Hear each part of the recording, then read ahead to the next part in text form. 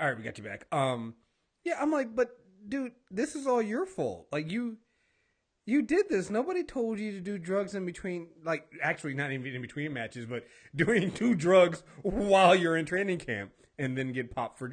Like, you got every chance in the world. Like, what are you talking about right here? Like, oh my god. Like, I'm literally looking at him like at John Jones, like fucking Obi-Wan looked at fucking Anakin. You were the chosen one, sir. Like, what the fuck, man? Basically. Oh god, man. Anyway, it's good to have you back on. Let's hope somebody. Let's hope nothing happens to John Jones while you're on the show this time. Swear to God, if we're in the middle of the show and I guess I'm coming across the Twitter feed that John Jones did something else fucking stupid, I'm blaming you, and I'm never inviting you back on. So no offense, I'm just not gonna happen. All right. Fair enough. I mean, because at this point, right? I mean, but we know he's gonna do something stupid. Just so I'm waiting. I'm waiting on it. I'm like, hey, actually, you're probably safe. You probably don't have to. You probably have to wait until after the Cormier Johnson fight. Then John Jones will be doing something stupid because then he'll be about. I think around then his suspension will be up. I think his suspension's up in around like June or July. They fight next month, I believe. Either next month. Yeah, they fight either this month or next month. I can't remember when it is. They fight soon. So about the time he's ready to come back, it will be the time his suspension is up. And so yeah, you got a few months of cushion before John Jones should really be up to doing something fucking stupid. So yeah. Boy, that dude. Such a shame. Well, taking a page out of Rod's Roddy and Justin, you know, when they don't have anything to do, they start crime. So just keep in mind, you got nothing to do except crime. So let's see how this works out. You know, and this is the thing, we thought last time, like when it happened, we thought that, you know, you think the same thing, like you get, you know, idle hands and shit like that. But it's like he went to work on his body. Like he went back and I was like, John Jones is gonna murder somebody. Like he came back looking like a serial killer. Like I'm just like, yo, he was jacked. Yo, he was jacked. Yeah, he was jacked as fuck. And if I was like, oh, he's also jacked on coke. That's why he has all this energy. It's just like, oh man, dude, like you're not helping yourself at all here. It's just this is all fucking bad. Like I've realized something as an MMA fan, and we'll get into some of this stuff later on. Like I said, we got a full show. I'm fully back. The shock of Trump America has not completely gone off of me, but I'm now. I got energy. Like I'm not gonna lie, I was depressed last week when me and Dylan were doing that show. I was low key depressed on some. God, I can't fucking believe I came back to this country, and it went to fucking hell in like a couple days. But I've come to the term. Just waiting for your live stream of what the fuck is this when you got back. It was great. It got to the point where I think by the time the show happened last week, I had been screaming enough all week that by the time I got to the show, I was tired. Like I had screamed. I just was like, I can't believe this. I don't know what to say on this. We're fucked. Anyway, back to the main thing. I've come to realize this one thing. If you're a fan of sports, period, especially some of the more less progressive sports, like say fighting sports, you have to deal with the whole idea of your faves are problematic type shit. Like it's just there's no way around it. Like I'm a big fan of Cowboy Cerrone, and in the back of my mind, I'm like, this dude is like the quintessential redneck. He is definitely a Trump guy. And he lost his fight last weekend, and I was just like, oh man, it really sucks for a cowboy. Somebody goes, it was a Trump guy, right? And they showed me a picture of him and somebody else with Donald Trump, and I was like I knew it in the back of my mind, I knew it, but it wasn't real until I saw it. Then I saw it, and I was just like, God damn it, man, why? God damn it, you know. Joe Rogan is full of problems, you know. I know he's supposed to be having a thing where he's going to debate Alex Jones. He says Alex Jones is crazy. But it's one of those, like, that white guy thing where it's like, yeah, it's my friend, but he's fucking batshit insane. It's like, Joe, your friend is not only batshit insane, he's a racist, and he's literally batshit insane. That's not cute. That's not somebody you bring on your show. That's not somebody you debate. That's somebody you run away and you tell people, don't listen to this guy, he's fucking insane. It's full of problems. Like, hey, if you're a boxing fan, listen, you got to give it up to Floyd Mayweather for being one of the best boxers there are, right? Right. He's a woman beater. And he's a jackass. And, like, you just, like, you got to get used to it. Like, I'm not gonna re-go over the whole thing I did on with DPOM and the unanimous decision. We talked about Tom Brady being a coward with his political positions and things like that. But like, go and listen to that show when we talk about it there. And again, it was a great show, and definitely listen to unanimous decision. But it's just like I think a lot of people. Like I had a unfriend a frat brother because it was strike three for me. He kept getting on my nerves with this shit, and I had posted an article that was basically the writer was saying all the problems he has with Tom Brady and this position on Trump he's taken, and how it's basically cowardly. And frat brother was all like, "Oh well, it's this is a troll article. He's just everybody hates Brady." I'm like, "Look, I get it. You're a Patriots fan. I get it. You even like Brady. That's fine." The facts in the article are the facts. Like, Tom Brady's a piece of shit. It's like you got to get used to that. You got to get used to the idea of the people that you like might be problematic, especially in sports. Listen, OJ's a dick. He was a great athlete. All right, like you just got to get used to having both of those positions and being okay with it. You don't have to. I don't know. I think too many people try to defend the person when it's really their product they like. Hey, maybe you like R. Kelly's music. Cool. Shut the fuck up when people talk about how terrible R. Kelly is and how much of he's a pedophile. Don't ask us why we got to keep bringing up old shit. It's just that's the cost of being a fan of that shit. You just got to eat it. And be okay with it, it's sadly what it is, and I think a lot of people just don't want to. I don't know. I think because for some of these things like music, sports, all these arts and entertainment, is escapism for so many people, and I feel like they don't want to address that shit. But I don't know. I don't know what to tell you. You just got to find a way around it. Like shit. Suck it up. And shutting up is free. So there's that too. That's the biggest thing. It's like, hey, just shut the fuck up. I'm gonna get. Listen, when we were talking about topics and stuff like that, one of the things you brought up was Beyonce, and I was just like, man, you know what? Not a really Beyonce person. That's why I just shut the fuck up whenever Beyonce does anything. But we'll get into it later with some of the articles were written about it, and I'm just like, you guys need to take my position and just shut the fuck up. It's a free position to take. You actually don't have to say anything. Hey man, listen, I had to have that conversation with Mom this weekend. She's never listened to the show, but happy birthday, Mom. But anyway, I had to have this super long, infuriating conversation. Now, let me preface this with saying my mom and dad are pastors, and they're also live in Houston now. So say no that more. Republican say no that more. Republican hate vacuum is super strong. And before they left Minnesota, me and my sisters we were almost there with them. My dad was he was a low key homophobe, and I mean he wouldn't be out about it and say stupid shit, but at home he would say a lot of rude stuff, and we had to correct him often to the point where finally we had got him to the point where he was he wouldn't say those kind of things. So, he would think before he acted, and it was kind of hurtful that I had to teach him that. He should have just done. But I also realized that we live in a way different time where tolerance was just easier, and it's a lot more open to be tolerant now. Back in that day, there wasn't a lot of tolerance because you didn't have to. Yeah. But yeah, my mom basically had this long conversation with me, and she was borderline homophobic and borderline xenophobic and Islamophobic. And I'm like, Mom, chill. Trifecta. She hit the trifecta. I know, and she did, and that's because, and we'll get into it, I think, because you have that topic, but it's because of Bill Maher. Yeah. He's been running around Texas, getting on all these local talk shows and stuff like that. I'm assuming his ratings are low. That's why he's doing this. But my mom says she sees him everywhere, all over Houston. So I'm assuming that has something to do with this. But he's been getting on these local talk shows, and his show gets played 4 or 5 times because it's HBO. But it gets played 4 or 5 times just in their demographic a day.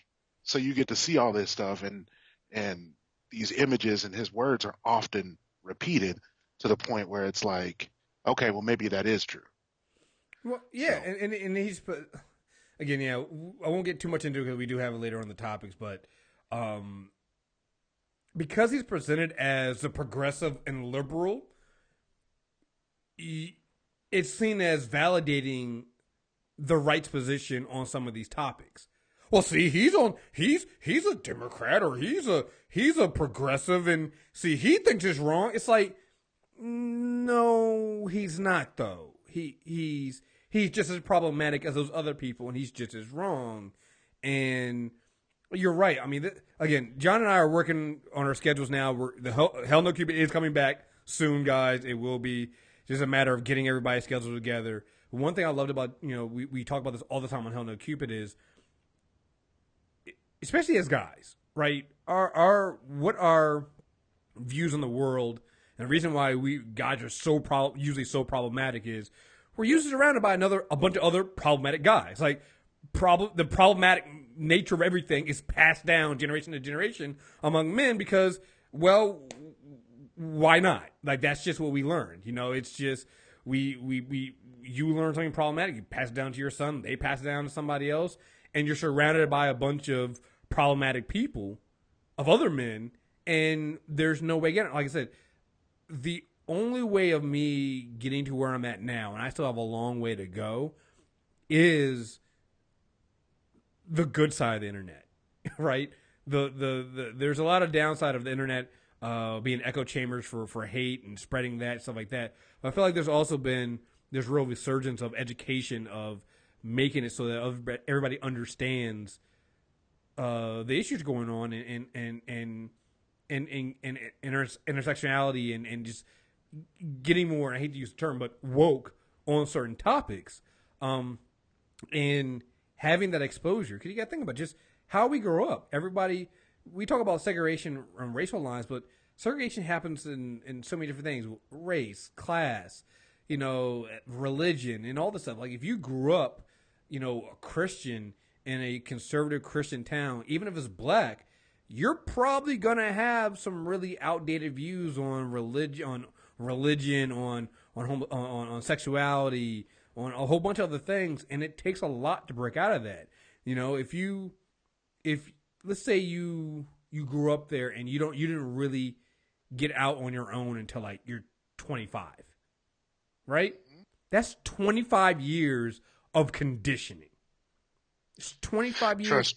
It's 25 years of that. Like, that's not easy. Like, you're not going to spend 1 year away at a liberal college and all of a sudden go, oh, wow, I understand it now. Most people aren't going to be like that. And that's why also I cringe when I hear people say this, like, oh yeah, I spent a year away and I was in college and I woke up and I'm like, no, it didn't. No, no, because your base instincts are still there. They still are. You might be able to mask it a little bit better, but it's a process. Like the first step is being able to understand that maybe you can't say that shit out loud. Like that's step And that's one. what they mean by they learn so much. Right. They can't say that shit out loud, and they stop making Facebook and Twitter posts about it. Right. And that's usually where most people stop. Most people stop at if I say this, I can get in trouble. So I'm not going to say it in public. I'll think it. I'll vote it in when nobody's looking in the voting booth. I'll talk about my other friends who think the same way I think, and that's what you're seeing now. You're seeing now a whole bunch of people, seeing this rebelling of people on some. This PC culture is gone too far because now just not saying it out loud isn't enough anymore, and it never should have been. Don't get me wrong. It's never been enough. That's always been step one. It's a 12-step process. You've just made it to step one, realizing that, hey, maybe I do have a problem, right? Because that's the first step of any 12-step program, right? Admitting you have a problem. You not saying it out loud is you admitting you have a problem.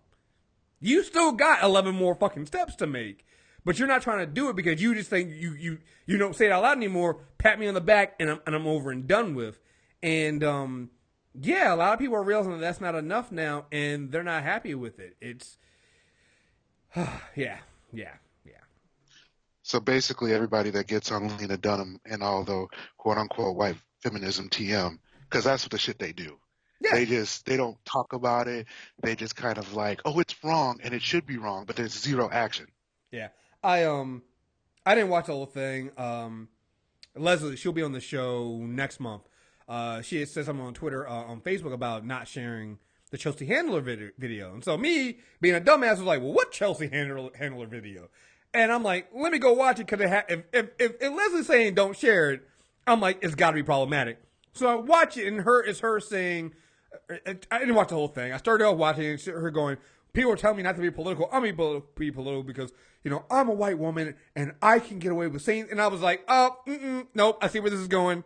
Stopped it right there, and I was like, nope, this is one of those white guilt videos where I understand that I have privilege, and so I'm going to speak for all the, I'm like, bitch, stop. Okay, I don't need you making videos on this. This doesn't help. This is just you making it about you and yourself. Like, that's what this video is.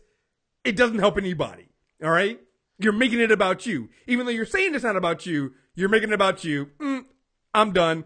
I turned it off and was like, nope, Leslie's right. Don't share this shit. Yeah, I met Leslie in real life, and if she says on her social medias, don't share or don't watch, generally I know it's some fuckery. So Yeah, I'm good. Listen, I tell people all the time, man, like, listen, just listen to black women, yo. Just listen to black women. That's it. That's just like That's that's been. Hey, you want to know how I've been staying out of trouble lately? That's been my go-to. It's like I'd be about to do something, about to say something. What would black women say? You know what? You're right. Maybe I shouldn't do that. Listen to the 98%, Chris. They always will save you. That 98% of black women. We're gonna get some shirts. WWBWS. What would black women say? I'd buy the shit out of that shirt. Right. You're right. Nope.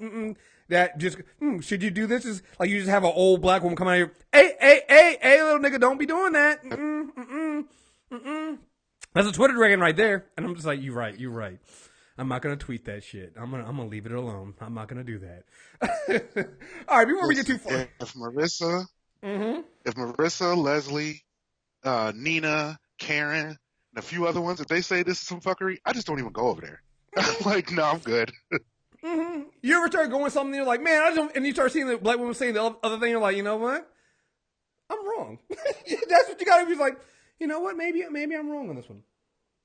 Yep, and it's not even worth entertaining the bullshit. No, so look.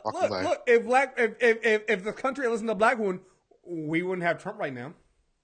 Listen, that 54%, bro. It's not fucking simple. I don't even know what else to say anymore. Like, you just like, if you had listened to black women, we wouldn't have Trump. Go figure, right? So one of my pinned tweets is that graph of all the white women and men that and every time somebody white says something stupid, I just tweet that at them like, here you go.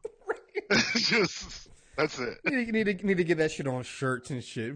And white people always go, oh, not me.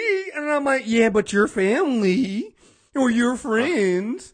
Like, come on now. You can't tell me there's not. Like, it's like, what? It's like 67% of white men voted for Trump. I'm sorry. Like, that means at some point, statistically, some white man that you're close to voted for Trump. You need to work on something, guys. You need to work on something.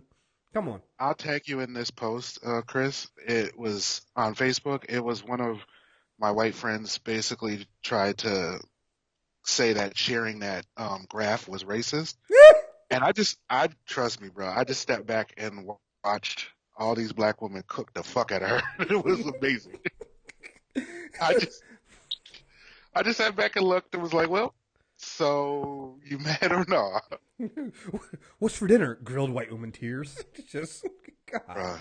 Like, it's just, come on. Like, it's not, at this point, it's not racism. It's just fact. Like, you all voted for Trump. Like, that's his base. That's who he's talking to. He ain't talking to us. He ain't talking to black folk. He's not talking to Latinos. He's definitely not talking to anybody else. Come on, dog. Come on. Like, it's just what it is. I mean, accept it. Again, acceptance is the first step. Accept you guys have a problem. Basically. Accept white people have a problem. And we'll go on with this. All right, before we get too far into this, let's get some stuff out of the way here. This show is being sponsored by Susan Berry, the Pool Law Firm, which is located in Silver Spring, Maryland. Susan Berry and Troy Pool are excellent attorneys in the Maryland, D.C. area. They are from the D.C. and Maryland area, so if you're in the DMV, please check them out. The Pool Law Firm handles criminal law, family law, and personal injury, so if you need an attorney, you want to know more, please head over to the wonderful website, The website is www.thepoollawfirm.com. That's pool with an E, Poole, lawfirm.com. Number 301-585-3014. Please check them out again. If you need any kind of lawyer services, hit them up, see what they can do for you. All right? Also, tweakedaudio.com. Put the code in reviews, and you get 33% off, free shipping and free lifetime warranty. Earbuds, headphones. I know they got a pair of Bluetooth headphones now.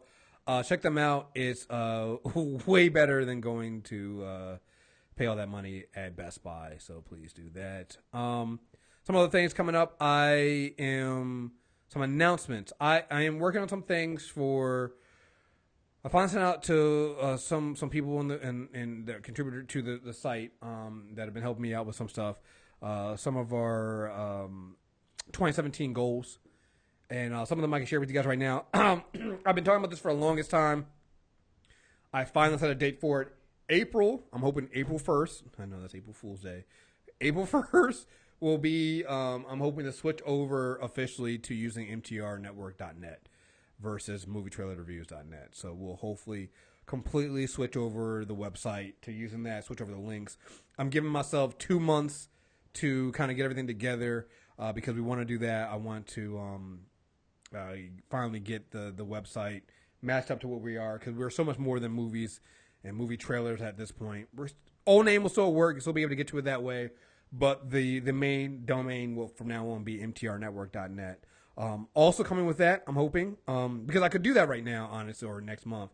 What I'm also hoping to do, I'll be working on the next 2 months, is do a site refresh. So we'll be changing the theme, the WordPress theme on the site, make it a little bit cleaner and straightforward. Obviously, our focus is podcasting. We have a lot of focus on podcasting. So the main site will be there. But I also know we do have writings up there. I'm writing reviews now. I know Shannon would like to start writing some more. So we'll be having that going on there as well. So I have plenty of stuff there. And hoping to just keep adding to the site there. We have a couple new shows coming in March that I'll announce probably closer to the end of this month. Once everything gets set, that'll be happening there. Some of them will be premium. Some of them will be the main site. What I'm eventually probably going to end up doing is do for shows that have two episodes a month. Do one on the main feed, one on the premium feed, and do it that way. And we have that coming out there. See, I have nailed down. I think I did last week. I did the naming of what's on, what's coming on premium. If you are not signed up for the newsletter, the MTR Network newsletter, please go to movietrailerreviews.net. Sign up for the newsletter. The last newsletter email I sent out had a list of all the upcoming shows, also the upcoming character corners and the upcoming Insanity Check guests. I have guests up to the rest of this month in May and March. I know Les will be on next month. We have Eldroy's coming back at the end of this month, so it's going to be great. And that's there. And we'll talk more about premium. So again, sign up for premium. Again, we're trying to get my goal. I'll tell everybody what my goal is for this year. My goal is 250 premium members. We get 250 premium members. A lot of stuff we can do. A lot more stuff we can do. We're doing a lot as it is. And I'm thinking about adding new tiers to the premium stuff so we can get more content out there to premium members to really make it work for you. But again, it's $8 a month, guys. $8 a month. Starting this month, I know for a fact we'll be back to at least 8 episodes on premium a month. Because a lot of more shows are coming out, and we have a lot more stuff planned. So I know I usually say 6 to 8, but next few months is going to definitely be 8. So it's $1 a show. This doesn't get cheaper than that. And trust me, it's worth way more than that. The amount of work we put into this stuff. So please do that. I know Tuesday I'm dropping 2 new premium episodes. The nostalgia review we did on Alien Resurrection, and then the ladies did a docu-drunks on Paris is Burning. So those will both be released. They're already recorded, already just need to be edited. They'll be put out and released on Tuesday. So if you're a premium member, you'll be able to get both of those. And like I said, there's more premium content coming next month. And I think the doctor put it on there, but it's a Doctor Who special I think we're putting out on the premium feed soon. So that's either this month or next month. So, again, just keep checking that out. Again, it's really easy. Go to movietrailerreviews.net right now. Go to the MTR, go to the MTR Premium Network link in the menu. Click on there. You'll be able to sign up real easily, and we'll go from there. So, all right, let's get into last thing I want to talk about too. Instagram, MTR Network. Follow us on Instagram. I'm using that way more, putting more stuff on Instagram. And then our YouTube channel is MTR Network also. So follow us on MTR Network. I just put up my one-on-one interview with Matt Ryan from Justice League Dark. I have one with Jason O'Mara too that I'll be working on. And I have some roundtable interviews with the cast of The Expanse, which came back this week. And I'll be writing a review for the first 2 episodes that came out. So we'll be doing weekly reviews of The Expanse written to be on the site. So a lot of stuff coming. A lot of stuff coming on the MTR Network. So stay tuned. Thank you guys for all your support. Like really, really all your support. Your support has been great the last few months. We've really seen an uptick in all of our numbers, in our support, and everything like that. Just so thank you guys very much. Oh, last thing too, the MTR Network group, not the page, the group. The page is fine. Sign up for the page, but you really want to get into the group because we have a lot of fun in the group, and there's no politics in the group, so it's a good way to escape some of the politics and the other bullshit that you see on Facebook. I try to keep it very strictly no politics there because we need a straight. And when I say no politics, I mean no Trump stuff, like no actual like politics, like, oh, this is what Trump did today, like none of that shit. And I don't post the insanity check there as well. So I do that on purpose because I know we talk a lot of politics on the insanity check, and it deals with a lot of Trumpisms. And so yeah, we're not doing that. We're not having that there. So all right, I think that is officially it. It's time to fucking move on. Well, before we move on, I was going to say, yes, guys, it is a really fun group. You get to hear all kind of cool stuff I've never even heard of, comic books I never would have even thought they made. I found them, all kind of good stuff. But I did want to ask Chris a question. Mm-hmm. You've made it to 100 subscribers yet, right? Oh, on Premium? Yeah. Oh, yeah, we've been over that. Yeah.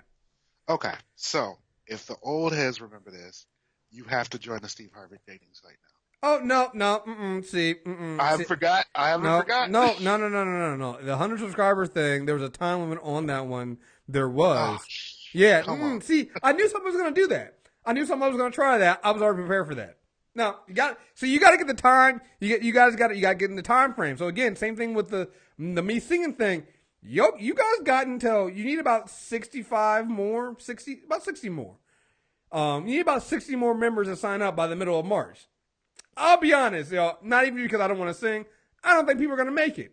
But that's the challenge, all right? You got 60 people to sign up, like I said. So there you guys have it. But yeah, by March. If it comes April and we hit the number, which I do believe we're going to hit the number this year. That's my goal, to hit the number, actually go above it. But if it's April, too late. Damn. Okay. Well, we need y'all to hurry up and do this because I want to see this musical happen. Yeah, I'm just saying, you guys got to do it. You guys got to do right. You got to stick to the plan, yo. Yeah, I knew someone was gonna try that. I knew someone was gonna bring up the Steve Harvey dating site thing, and I was like, nope. All right, we didn't make it. You guys didn't make it in time. You guys didn't do it. We got above 100, but we didn't. You guys didn't make it in time, so no, not gonna do it. I forgot there was a time limit. Right. Yep. All right, nope. Let's make this happen because I really want to see this music. I always put the time limits on this shit because you're not getting me fucked up. All right. So I was just talking about how we don't talk about politics in the MTR Network group, right?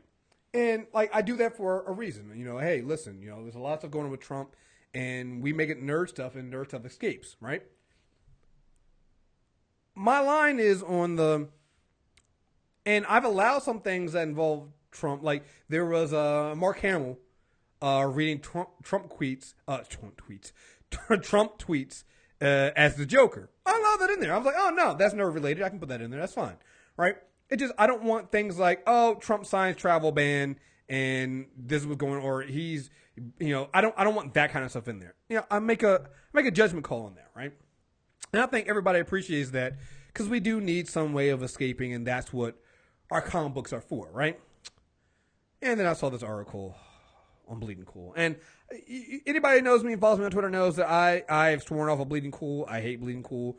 I do not fuck with Rich Johnson. Me and him, we've had our differences in the past, on Twitter. He searches his tweets, first of all. He searches for his name, and it's quite pathetic. It's quite pathetic. Yeah, so here's the article. Publishers, get your politics out of my comic book stores. This is an article. It was reported by Rich Johnson, but is apparently from Phil Boyle of Coliseum Comics chain in Florida. Florida should tell you everything you need to know right here. Publishers, get your politics out of my stores. We live in a climate of polarity with people being violently opposed to issues and events. Note the word violently and then think about what you're bringing into our stores. With every new proclamation from either the White House or CNN, I like how you put those as equal. Okay. We have a new round of vitriol coming from the opposing side. I'm wondering if this guy ever thought that maybe it could be because of the guy that's in the White House, because he didn't really need to have this kind of article written when it was Obama. I've always told my staff that we are a safe zone from what's outside of our doors. I understand that, like I said, with the MTR network group, trying to create a safe zone so we can all have that, right? I've been touting this policy before safe spaces were a thing, because you were so cool. Not because we need to be protected, but because we provide entertainment. To be crystal clear, we provide entertainment. We are not mouthpieces for any polarizing cause, nor is our self-space for rent to any organization, left, right, or center. If you want to support fighting cancer or bullying, all good. No one is fighting for worse cancers or more bullying. I disagree on that one because I actually think some of these people are fighting for more bullying and for worse cancers because, they literally just repealed Obamacare or trying to repeal Obamacare, which, kind of takes away fighting cancer. But whatever. If you want to put Planned Parenthood or NRA on my stands, I like how you put those both on the same equality stand, you're getting no traction in my stores. We are not for sale. We're not going to undermine our store's tranquility for your cause of the month. Get your politics off of my stands. Get political figures off the cover. Because, it's not like that Obama cover of Spider-Man sold or anything like that. Not like anybody really wanted that as a collector's item. Get poorly disguised villains out of your books. Get back to telling stories that don't remind people of the vitriol and bile being spewed from every direction. We have enough outlets for that. You're not being clever. You're not being altruistic. You're costing me the carefully built atmosphere that allowed me to sell your books over the last 3 decades to people of all races, creed, genders, and sexual orientation, as well as Democrats, Republicans, Libertarians, and no doubt a few anarchists as well. Don't screw that up. Well, Phil Boyle, if I may say so, go fuck yourself. Yep. Because here's the thing. Like, comic books have often been political for quite some time. So for him to just say that, hey, I don't want this in my shop, then you literally need to go through all your merchandise and take out all the stuff that's political. Like, I don't know, the last few Captain Americans. Let's say, I think the last Storm book had something to do with it. Basically all of the new Marvel stuff gotta go. All the new 52 stuff, that gotta go too. So what is he talking about? Well, I'd take it a step further. I think you got to remove everything from Marvel and a lot of stuff from DC. Like, what? And I had an argument with a black guy, unfortunately, who was trying to defend this bullshit. And what I found is a lot of men, black and white, will defend this message, not understanding the ramification of what they're saying, and understanding they're making the argument of the Gamergate dudes and all these other dudes who are so upset at seeing, more what they consider PC culture of liberal gender bending and gender swapping and race swapping character. And, like, none of that shit is new, though. Like, none of this has been new. Like, we're going to be talking about next week, next Sunday, Deepam and I are going to be character corner the first Green Lantern. listen, the Green Lantern books in the 70s and 80s, there was some political shit in there. All right. I remember you had Dare issues. You had issues with Speedy. Speedy got hooked on heroin. I think it was heroin. He got hooked on some kind of drugs. I mean, all that political stuff is there. Captain America literally was punching Nazis. That was the original right. Captain America. He was literally punching Nazis. It was literally propaganda. What are you talking about? The entire...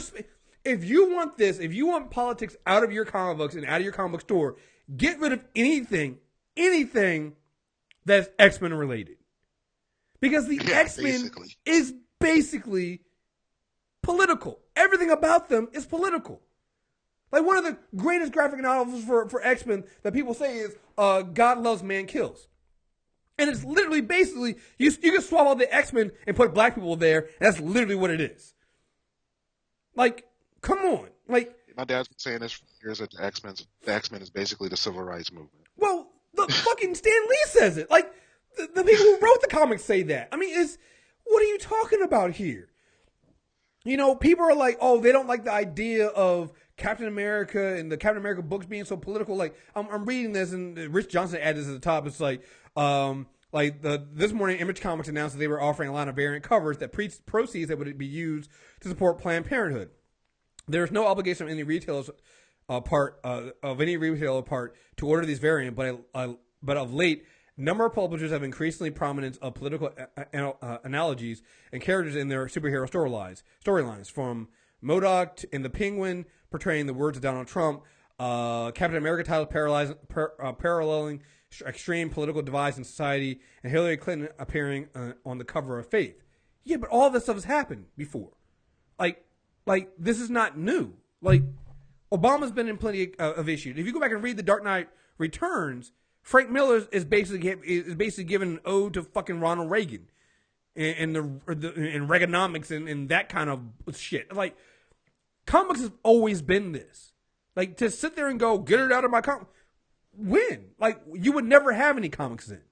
You would never have any things like that. And to me, the reason why I think we're seeing this pushback from these, let's be honest, white male comic book store owners is because the focus now isn't on other white males. You're getting more women. You're getting more women of color. You're getting men of color. They're all now getting the benefit, and they're all getting the exposure. Now you have a black Captain America taking on the AmeriCops, or you're taking on right-wing extremists, and because it's a person of color punching evil white people, now all of a sudden you feel some kind of way. Whereas if they had done the Sam Wilson, if Nick Spencer wrote the Sam Wilson storyline, but instead of having it Sam Wilson had it Steve Rogers, first of all, it wouldn't have the same impact as it has now. But I guarantee you, nobody would be complaining right now. Nobody would be complaining. And you know what? I think this is more of a bigger issue, is that they don't want this to be represented in the movies. Look at when people freaked out because Senna and Rue were black people in the what was the movie? The movie with the children. Hunger Games. Hunger Games. Yeah, Hunger Games. Mm-hmm. Like, people freaked the fuck out, even though literally in the book it was written that way. The characters were written black, but there was fan imagery and other things that made these people white. And so they were like, oh, okay, so they must going to be white in the movies.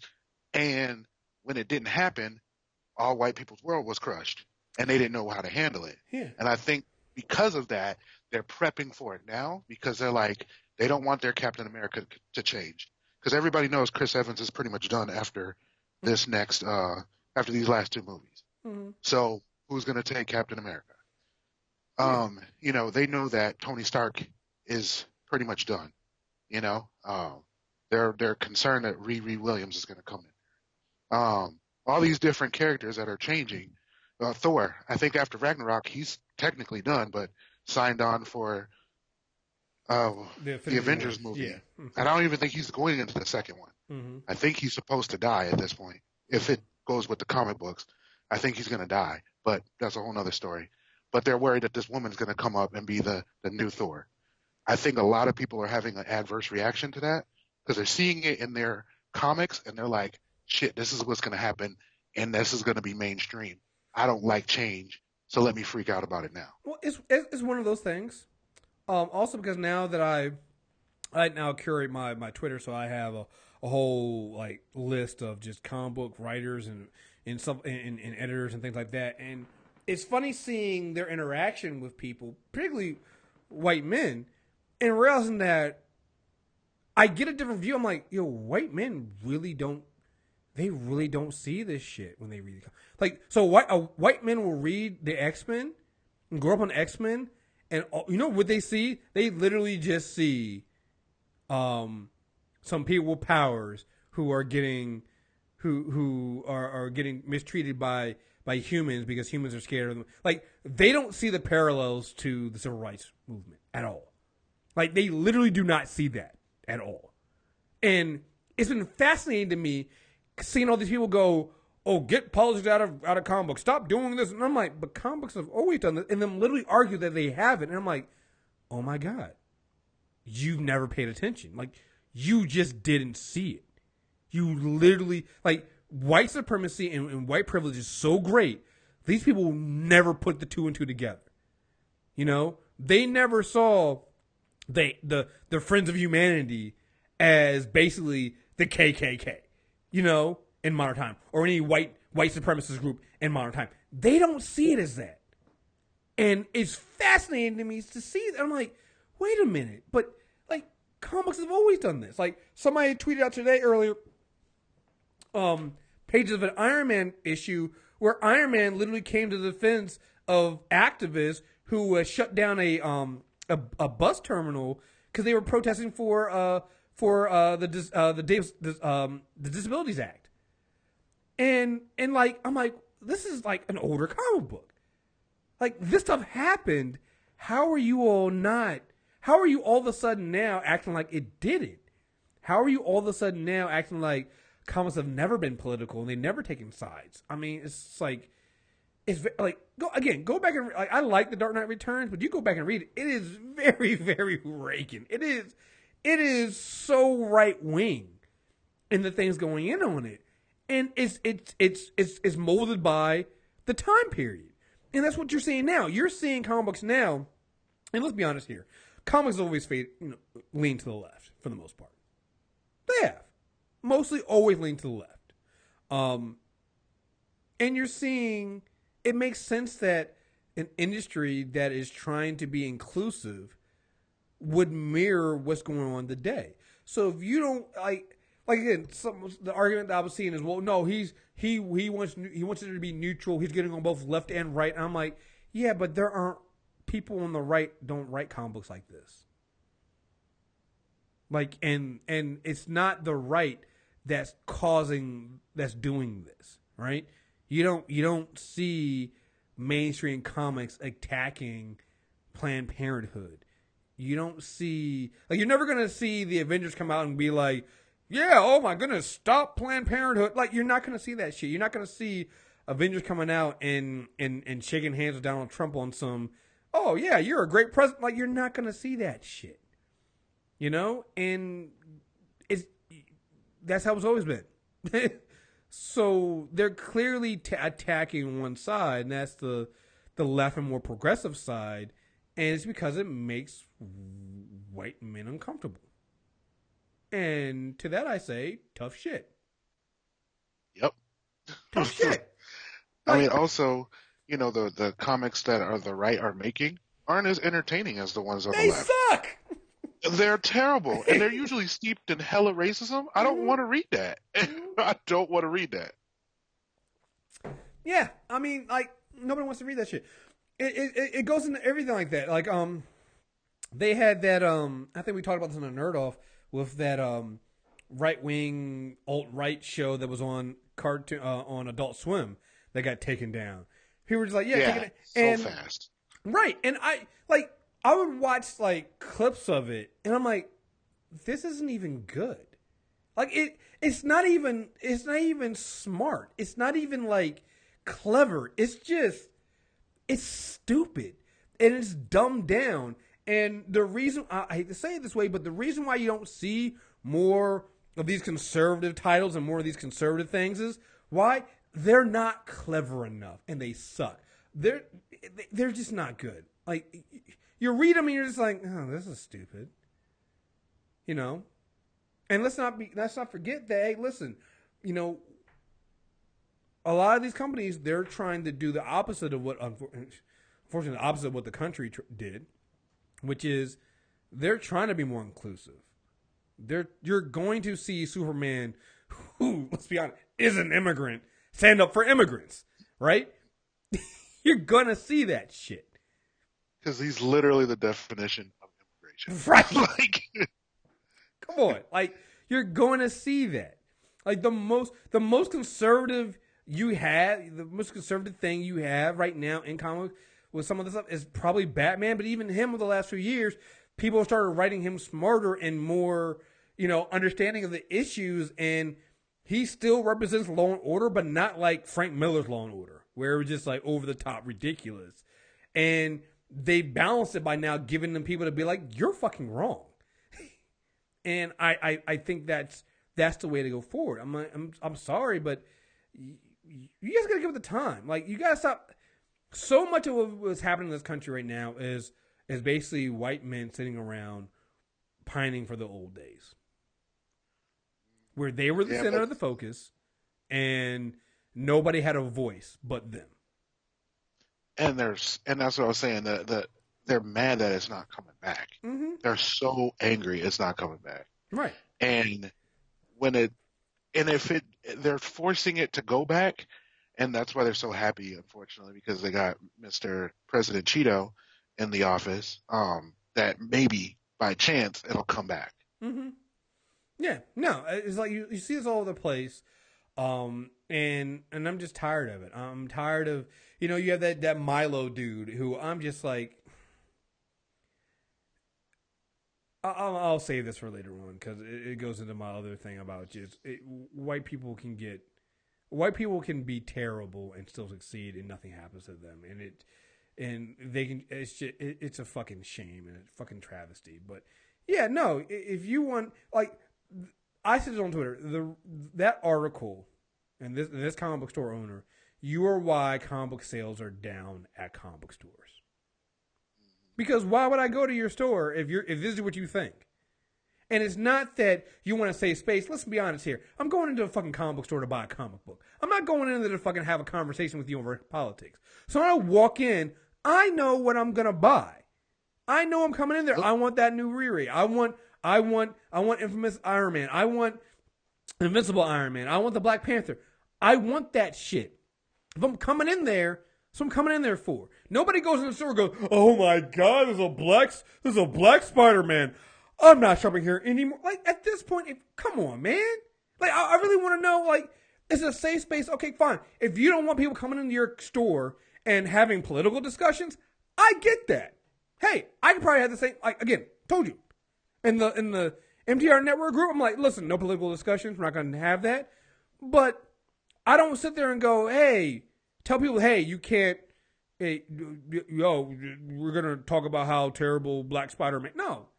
What the fuck? Like, I don't even understand what this dude's argument is. Like, you want them to stop doing what in particular? Stop making books that you sell? Because I'm pretty sure if we look at your sale, the thing that's keeping your store open are these political books. The same books you don't want with the thinly veiled here. Yeah, that's what they are.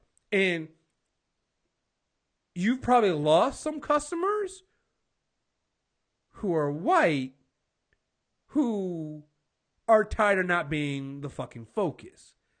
That's a different argument and that's a different problem. And honestly, if I was you, I'd reach out to new people and say fuck them. Like, because that's what I don't get. Like, one of the dudes I was arguing with about this on Twitter is a black guy. I saw one of the people that agree with him was a white dude going, oh yeah, man, it's just so thinly veiled and I don't buy these books anymore. It's so forced, this forced inclusion shit. And I'm like, Exactly. That's exactly what the kind of person you're attracting. And that's the kind of person that I'm glad is, to be perfectly honest, I'm glad is upset. I'm glad that kind of person is upset at these books. Because you're full of shit. Like, name an X-Men arc that didn't revolve around basically, like, even your arcs around Magneto, any arc around Magneto involved basically Magneto going, you guys are treating me like an enemy, but white people were worse. And white people being humans. Because if you honestly look at it, they always drew the angry humans as white. But yeah. Apocalypse, same thing. Apocalypse whole thing is survival of the fittest, and basically it's taking what Magneto was saying up to 1,000. You know, like I mean, they all you ain't lying. Like dude's article, dude at one point that was arguing on Twitter basically said at one point he was like, listen, you know, I'm just saying used to be that comic books they talked about politics, but they used to fight like space aliens or people with metal or a person with metal arms. I guess talking about Dr. Octopus. I'm like, yeah, but that person with metal arms or those space aliens, they meant to represent the political shit on that's happening in reality. You know, that shit's there. It's not even hidden. Like it's there. How are you missing this shit? I don't get it. I don't fucking get it. I don't understand. I mean, it's just one of those things that it's like, it comes down to the simple notion of, how are you going to tell me that I can't buy what I want out of your store because you don't like it? You know what I'm saying? Like, I've come to you, especially in these places that don't have a lot of comic books stores, like Minneapolis. We don't have that. We're considered to be a major city. We don't have comic book stores anymore. You pretty much have to go to like Barnes and Noble and stuff like that. But if I was a comic book store owner and I had some sort of political view, or like, let's just say I don't like white people, right? And I'm like, I can't have white people in my store because I don't agree with their methods.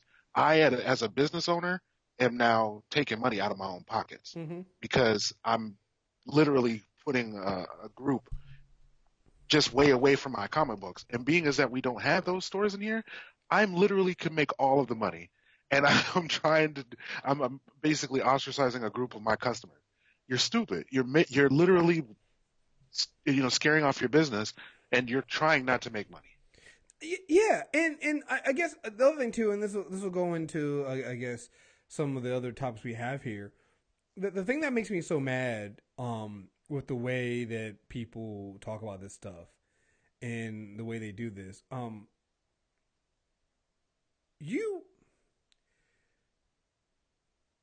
we're misappropriating what a safe space is, right? Now this guy says, my comic book shop is a safe space, right? Where I can bring everybody with different viewpoints and we can come in here and just say our space, blah, blah, blah, blah, blah. All right, cool. Here's the problem. Some of the views that you have are not safe views. They're not views that make other people feel safe. So if I come in there and like a safe space is a place where, hey, you're pro-choice and you're more progressive. You're not homophobic. That's a safe space. A safe space isn't, you're homophobic. You're gay, but this person over here is homophobic. But we're not going to talk about politics, so we'll both coexist. No, that's not a safe space. All right, because the view that you're basically putting both positions on equal footing, and that's bullshit. And it's so much of what's going on and what's going wrong with the media and what we're doing right now. No, the person that is gay should be allowed to be able to exist, and not to exist in a space or a place where the other person who doesn't believe that they should exist or in their humanity should be there. No, you get the other person out of there because they're like that's just bullshit. Like, oh, I'm supposed to share a space with somebody who believes that black people are violent, or that black people should be slaves. Really? It doesn't matter if they don't say it out loud. That's what they believe. They shouldn't be here. It's like when a lot of the criticism, some of the white criticism of the Women's March was. Like, there's legitimate criticism of the Women's March. The criticism I saw that was bullshit was the criticism that the Women's March wasn't inclusive because it didn't include women who were anti-abortion and were pro-life. And I'm like, yeah, it shouldn't have included them because those are a bunch of hypocrites. They're a bunch of pro-life people who are the opposite. They're not pro-life. They're anti-choice. These are people that are against science. They endanger people's lives. They push a viewpoint that that goes beyond just their personal views. They're trying to impose it on another group and limit their rights. Yeah, you're right. That they shouldn't be involved in there. Safe spaces are about making of equality and making sure an inclusion. That's you can't bring somebody who's not with that into that space. You can't bring somebody in there who's on some, oh yeah, I voted for Trump because I want him. I believe in his Muslim ban. No, that person is wrong. Period. You don't have I can't have a conversation with that person. That person can't be invited into a safe space. That person shouldn't be allowed to give, their viewpoint and their opinion because their opinion is dangerous. Their opinion is literally limiting another person's humanity. It's discrimination. Like, that's not what safe space is. You're seeing all these Nazi and alt-right people, Richard Spencer and Milo and all them. They're getting mad because we're having these riots and these protests at liberal campuses when they go to speak, and I'm like, well, right, that is what should be happening, because you shouldn't be allowing somebody, you shouldn't be inviting somebody on there who's going to literally preach hate. Like, what are we doing here? Like, that's not a safe space. These viewpoints aren't equal. Me saying, hey, yeah, I'm not gay, but I believe gay people should have the same rights as heterosexual people, isn't the same. It shouldn't be put on the same level as somebody who goes, I believe gay people are an abomination. But keep in mind, Chris, this is the same white feminism TM that's writing these articles, or self-hating, or I should say women-hating men that are writing these articles as well, trying to essentially be inclusive but also being douchebags at the same time. Right. Like, you're not being inclusive by including a group that's exclusive. Like, right. Your goal in life is to exclude people. You can't be inclusive. Like, I can't believe we're having this argument. Like, when I saw that was that women of color had all these legitimate criticisms of the Women's March, but the only one that the media went with was the one about how pro-life organizations weren't invited. And it wasn't that they weren't invited. They were just like, your message does not coincide with what we're doing. So you're coming to the march, but you don't. That's not the message we're going with. Which is right, because, well, we need to start calling pro-life and anti-abortion what they are. They're anti-choice. Because there's plenty of pro-choice women who don't personally get abortions. Their position is that it's up to the woman to make that decision. That white men in Congress shouldn't be the ones writing laws telling women what they can do and they can't do with their bodies. There shouldn't be someone who's not going to raise a child telling this woman what she has to do with their body. Like, that's what pro-choice means. It's allowing women to make their own choices. Anything other than that is bullshit. Bro, I just don't understand why all these men are making these executive orders or executive actions on women when, one, they physically don't have the body parts for it. So how would you ever know how that works?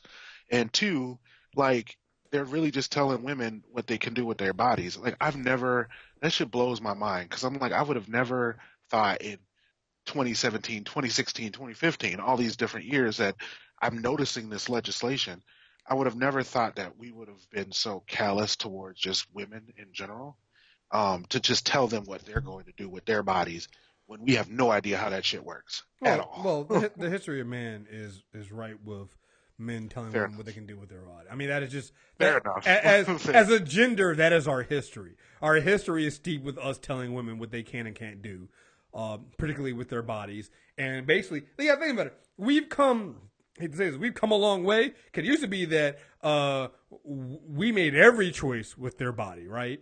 And sadly, you're right in that in 2017, it's insane that we are still fighting this, but there are still some men out there. Oh shit, so a lot of men out there who think it's the man is the one that should be able to make these choices for the woman. And sadly, there's a lot of women out there who have bought into this bullshit and are backing it. And that's where we're at now. And my whole position is just like, my position on abortion is abortion rights and women's reproductive rights is the same thing as gay rights. It's just like, it don't even involve me. Why should I support any law that takes the power away from the person that it affects? And it makes no sense to me. Like when people go, oh, well, no, I'm against gay marriage. I'm like, why? What does that have to do with you? Well, it's against my religion. Okay, so freedom of religion in this country, right? We can do what we want. You don't. Okay, you're against gay marriage. Well, what if I owned a bakery and and a gay couple came in and they wanted to bake me a cake? Well, you could just be homophobic and they could just boycott your thing. I mean, like, I don't understand. Like, nobody's forcing you to make the cake. You just say, sorry, nah, I'm not going to make the cake. Yeah. You know? Unfortunately, this is the exact conversation I had with my mom the other day. And I had to explain to her, I said, Mom, how do you know people are gay? Let's just ask that. She was like, well, their hair and how they act and how they walk and so on and so forth. I said, Mom, that's a stereotype. Let's not do that. And then also, and I had to explain to her, and she was kind of fucked up, but I also explained to her that, one of her favorite cousins is gay. Mm-hmm. And she was having a really hard time with it. I was like, Mom, Janice, your favorite cousin, she's had a roommate that's a woman for 4 years. Come on. She's never had a boyfriend, never been married. You know, all the younger kids know that she's gay, and we're okay with it. But it just blew my mom's mind, and she was like, she really had a hard time with it. Yeah, and I'm like, that's my point. You don't know who's gay and who's not. Not only that, but it's just like you're making your decisions off of something that, honestly, it's like, it's so hypocritical. It doesn't make any sense. The logic doesn't make any sense. So, you don't want to bake a wedding cake for a gay couple because it's against your religion and blah, blah, blah, blah, blah, right? Which is bullshit to me because it's a fucking cake, right? I think, I don't see, if you went to heaven and you're at the pearly gates, I don't see St. Peter going, hey, well, you have a really impressive resume here, Chris. You look really good here. But here's the problem. This one time in 2015, yeah, man, you baked a cake for a gay couple, and sorry, man, we're gonna have to continue to hell. If your God is that fucking petty, right? Might be time to change religions. I'm just saying, if it's that fucking petty, that's one. Two, do you make cakes for police officers and former military? Word. Because, thou shalt not kill. And if they've ever killed anybody, then you've just made a cake for somebody who's killed. Ooh, man. Sounds like a problem. Sounds like maybe you shouldn't serve them. Oh, but you don't. That doesn't jive with you. That's okay. It's almost as if your religion has nothing to do with your hatred of gay people, and that you're really just a homophobic bigot, and that's what it really is, and you're using your religion to hide behind it. Yeah. And see, and the more and more I listen to different things, the more and more I even start to question. I start to question Christianity, because it's like, why are we hating so much on a group of people when it literally says in the Bible, love everybody? That's a thing. It says it.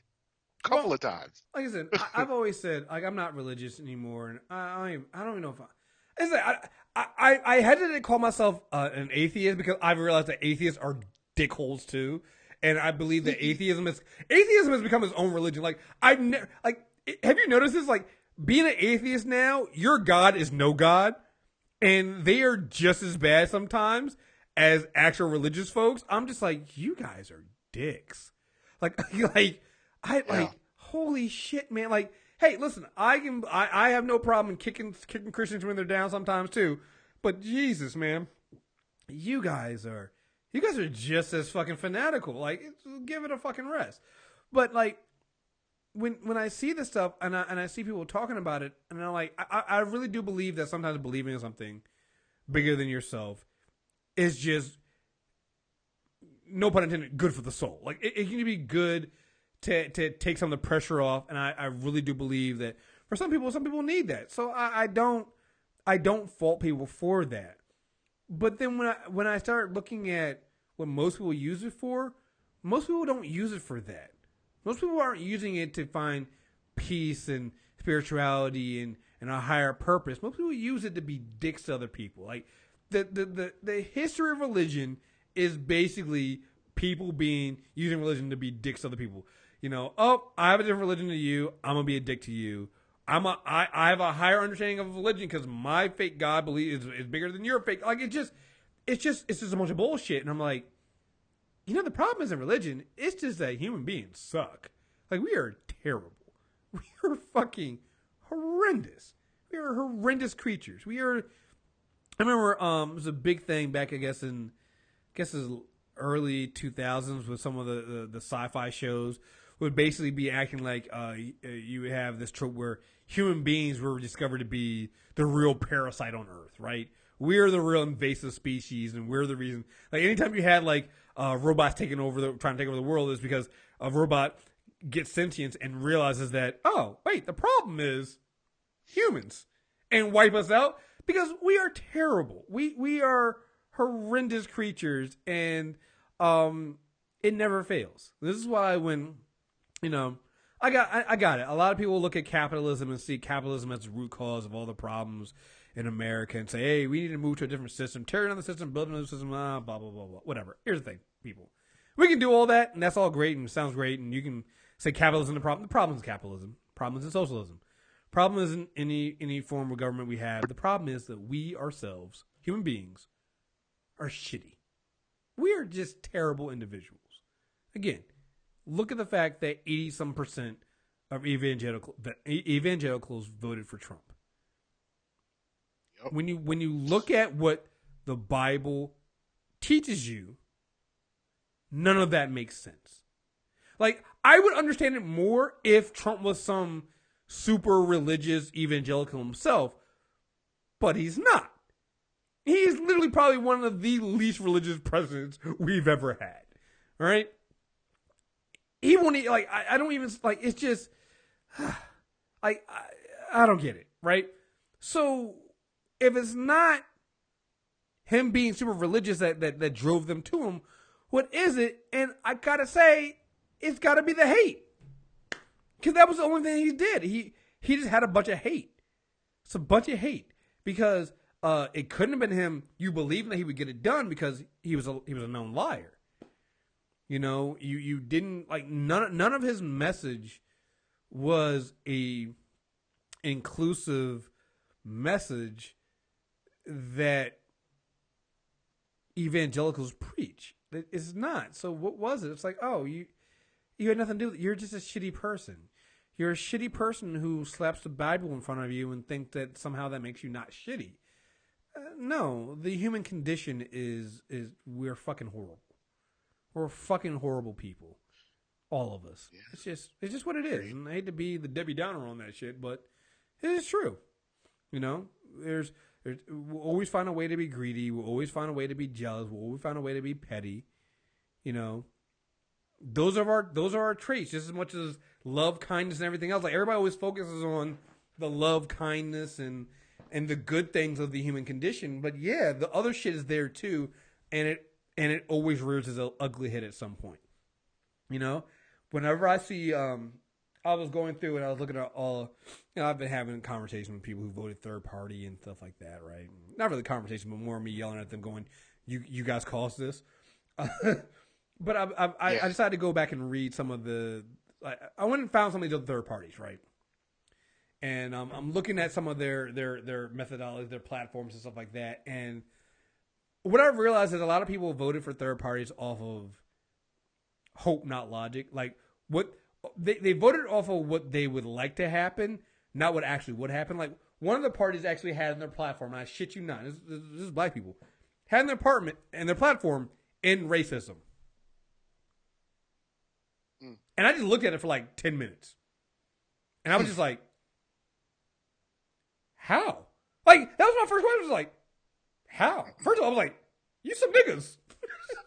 Like, first question is, how are you going to, how are you as some, you black like me, how are you going to end racism? I just, no words. Just no words. I mean, listen, look, if I'm full of hope and promise and don't want to look at the details and look under the surface, I see that and go, oh man, that's great. Yeah, fucking. And they had another one on there. It was like, what was it? It was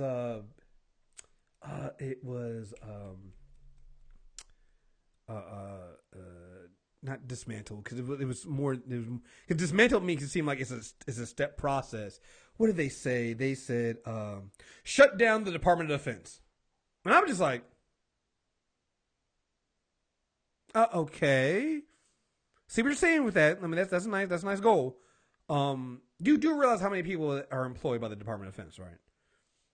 If you were just saying, it was immediately shut down the Department of Defense, like day one. I'm like, all right, if you do that, you're putting like hundreds of thousands of people out of work, and we're really going to like affect our national security. I mean, you know what? Things won't get done. Forget national security. Like I was like, forget all that, because I a lot of people have a different idea of national security. It was like, oh, we just stopped going. I don't believe it. It's if we don't stop, if we stop the Department of Defense from doing some of these things, that other countries would just leave us alone, which is bullshit. Because no, I don't believe that for 1 second. Because listen, if you get rid of that shit, we're gonna get invaded. All right, let's just put it that way. And there have been people chomping at the bit for that shit for a long time. But forget that argument, right? Let's say that none of that was going to happen. Let's say we're going to live. China is coming for our neck if that ever happens. Man, like immediately. China or Russia are like, wait, you guys going to run the Department of Defense? Are y'all serious? When y'all thinking about doing that?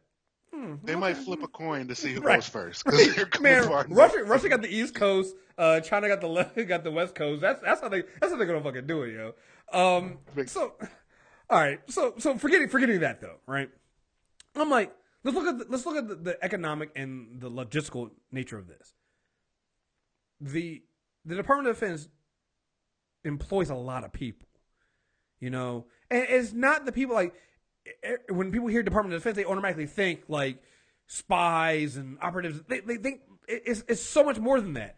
I remember in my first job out of high school, I always talk about this, was working for a defense contractor that my dad worked for. They eventually got bought by Northrop Grumman.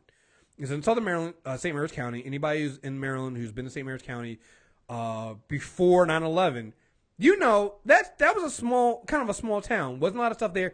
They didn't have like a Target. There wasn't a lot of stuff there. It wasn't really. It was. I'm gonna say it was undeveloped. It was developed, but it was a nice, quiet area.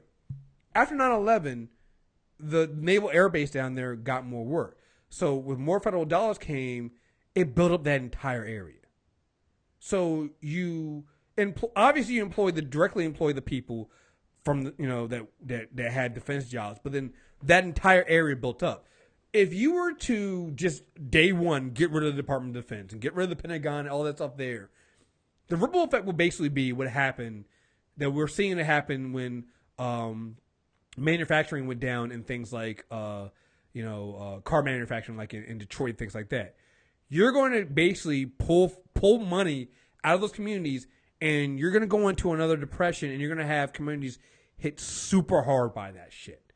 Now, that doesn't mean that, hey, you can't just find another way to transition those people out, but that's going to take years. Like, I'm not saying that, hey, we need to keep giving money to the Department of Defense and defense spending needs to go up. No, we need to start, slowly moving money from defense to other aspects and retraining people and getting them into other other fields and do that. Something that we didn't do for car manufacturers, something we didn't do for coal miners, to retrain these people and get them into more jobs that are gonna, jobs of the future. You can't just end stuff and pull the rug out from underneath it and go from there. Same thing, like I was saying with ending racism. Like, how are you gonna end fucking racism? Like, what law do you pass to end racism? Like, these things just don't make any sense. But some people, they just hear them and they just run with it. And I'm like, yeah, but you need to actually work. Like, there needs to be a plan. You can't just say it and do it. But yeah, so many people just bullshit. I didn't mean to go on that tangent. Anyway, it was needed. Mm-hmm. All right, let's move on. Go ahead. Before we move on, real quick, two things. The Falcons did the right thing, and Michael Vick retired, but they're signing him on a 2-day contract so he can retire a Falcon. Oh, good. I was hoping that happened, man. I was hoping that happened. Yeah, that was a good look for them, because even though they basically made him pay back all that money, and suspended him for some other shit, but whatever. But they did the right thing. They definitely made him a Falcon, and he's going to go out as a Falcon. That's good. I'm glad, man. I'm happy. I'm happy to hear that. Like, I heard that he was retiring this week, and I just want to say, listen, tell people all the time, yo, I will defend and protect Mike Vick, yo. And again, anybody who's known me, I followed Mike Vick's whole career, all right, since he was in Virginia Tech. Amazing player, changed the game. But I also realized that when he was young, before the Dogs, he had a problem. Like, what was his? Remember that it was a story about him, like, what was his? It was Ron Mexico. Remember that shit? Anybody who follows Mike remembers the Ron Mexico story. I actually got a Falcons jersey, I think. That's number 7. That says Mexico. That says Ron Mexico on the back. All right? Yes. Yes. Yeah, it was an alias he used. Apparently, yeah. So just look, I'm not gonna go into it. Just look up Ron Mexico. All right. And make sure that you have time to read out all of the things that happen. Right. It gets so fucking crazy so right. fast. I was gonna do it now, but I was like, you know what? I don't have time to do Ron Mexico. Maybe if the Falcons win, I'll talk to D Palm about coming on a unanimous decision, and we go to the Ron Mexico saga, because the Ron Mexico thing is just, it's a lot. It's outstanding. It's a lot. All right. But and then I think a year or a year and a half after that was him the dog fighting thing, right? And again, I was like, oh, and I think before then, was it him that he was coming back into the country or something? I can't remember if it was him or his brother had the weed in the water bottle. That was his brother. Okay, that was his brother. Again, the Vicks, man, talented boys, but when they were young and dumb, man, they did some dumb shit. So again, the dogfighting thing. Listen, fun fact: when he bought most of the dogs, especially the ones that died, he bought them under the name Ron Mexico. Just a fun fact. Oh, God. the legend of Ron Mexico, guys. So again, what he did with the dogs, horrific. All right, no doubt. He went to jail for it. Spent 2 years, came out, and I was saying the entire time, like, I remember when he got prosecuted for it, I was one of the black people going to other black people going, no, he deserved to go to jail. Like, no, he's wrong. Like, there were a lot of black people going, oh, what's the big deal? Like, no, it was a fucking big deal. Like, I don't want anybody to understand, like, I was on that fuck Mike Vick shit because it was literally fuck Mike Vick. He was wrong as fuck for what he did. There's no defense. People are going, oh, well, other people fight dogs. Like, listen, it was wrong. You read the report, what he did, dead wrong. Mike Vick won me back because after he spent 2 years in jail, when he came out, you know what he didn't do? He didn't blame anybody else for his downfall. He took responsibility. He went to jail. He did what he was supposed to do.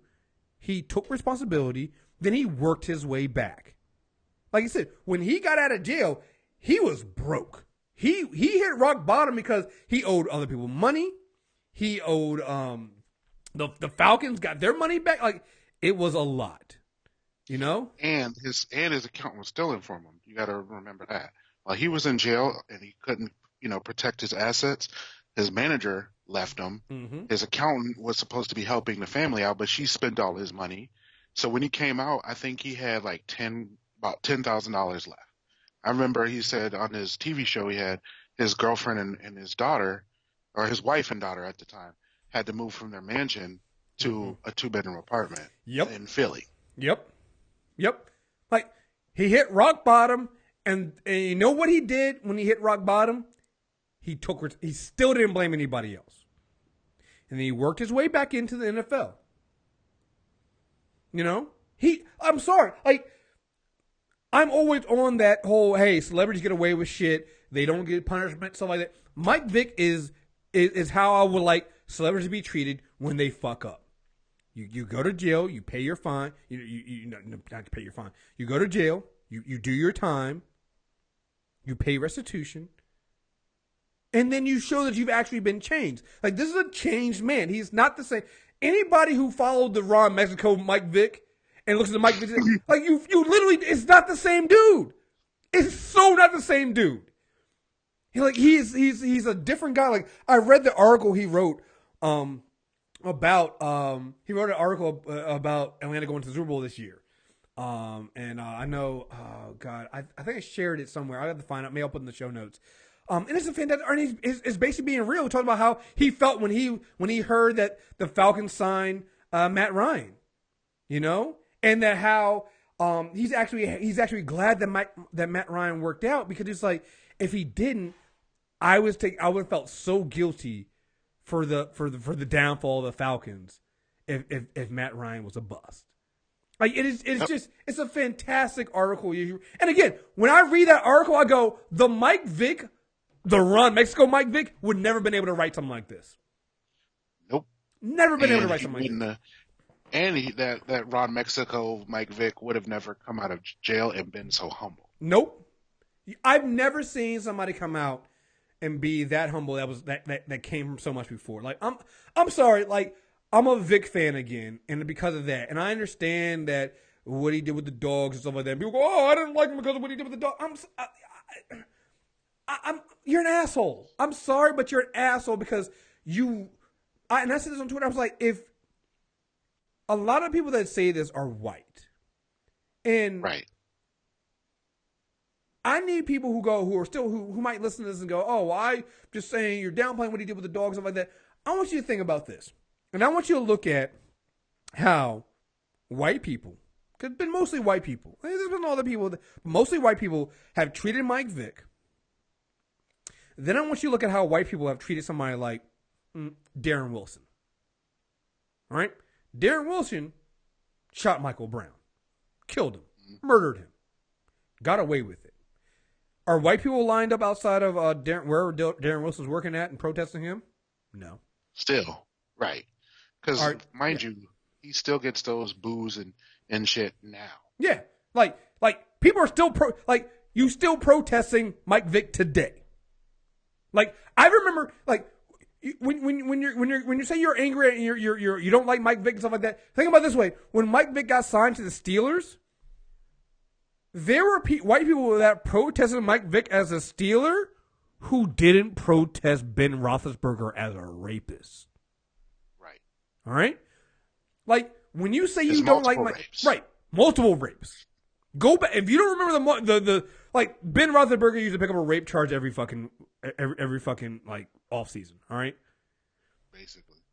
When you say you don't like Mike Vick, I want you to look at this and I want you to examine why you don't like him. And when you go, oh, well, because what he did to the dogs, I want you to ask yourself why you don't feel the same way and the same vitriol for NFL and NBA players that beat women, or NBA and NFL players or other celebrities who are known rapists, or NFL and NBA celebrities who are, or not even celebrities, the cops who we know are killing unarmed black people and getting away with it.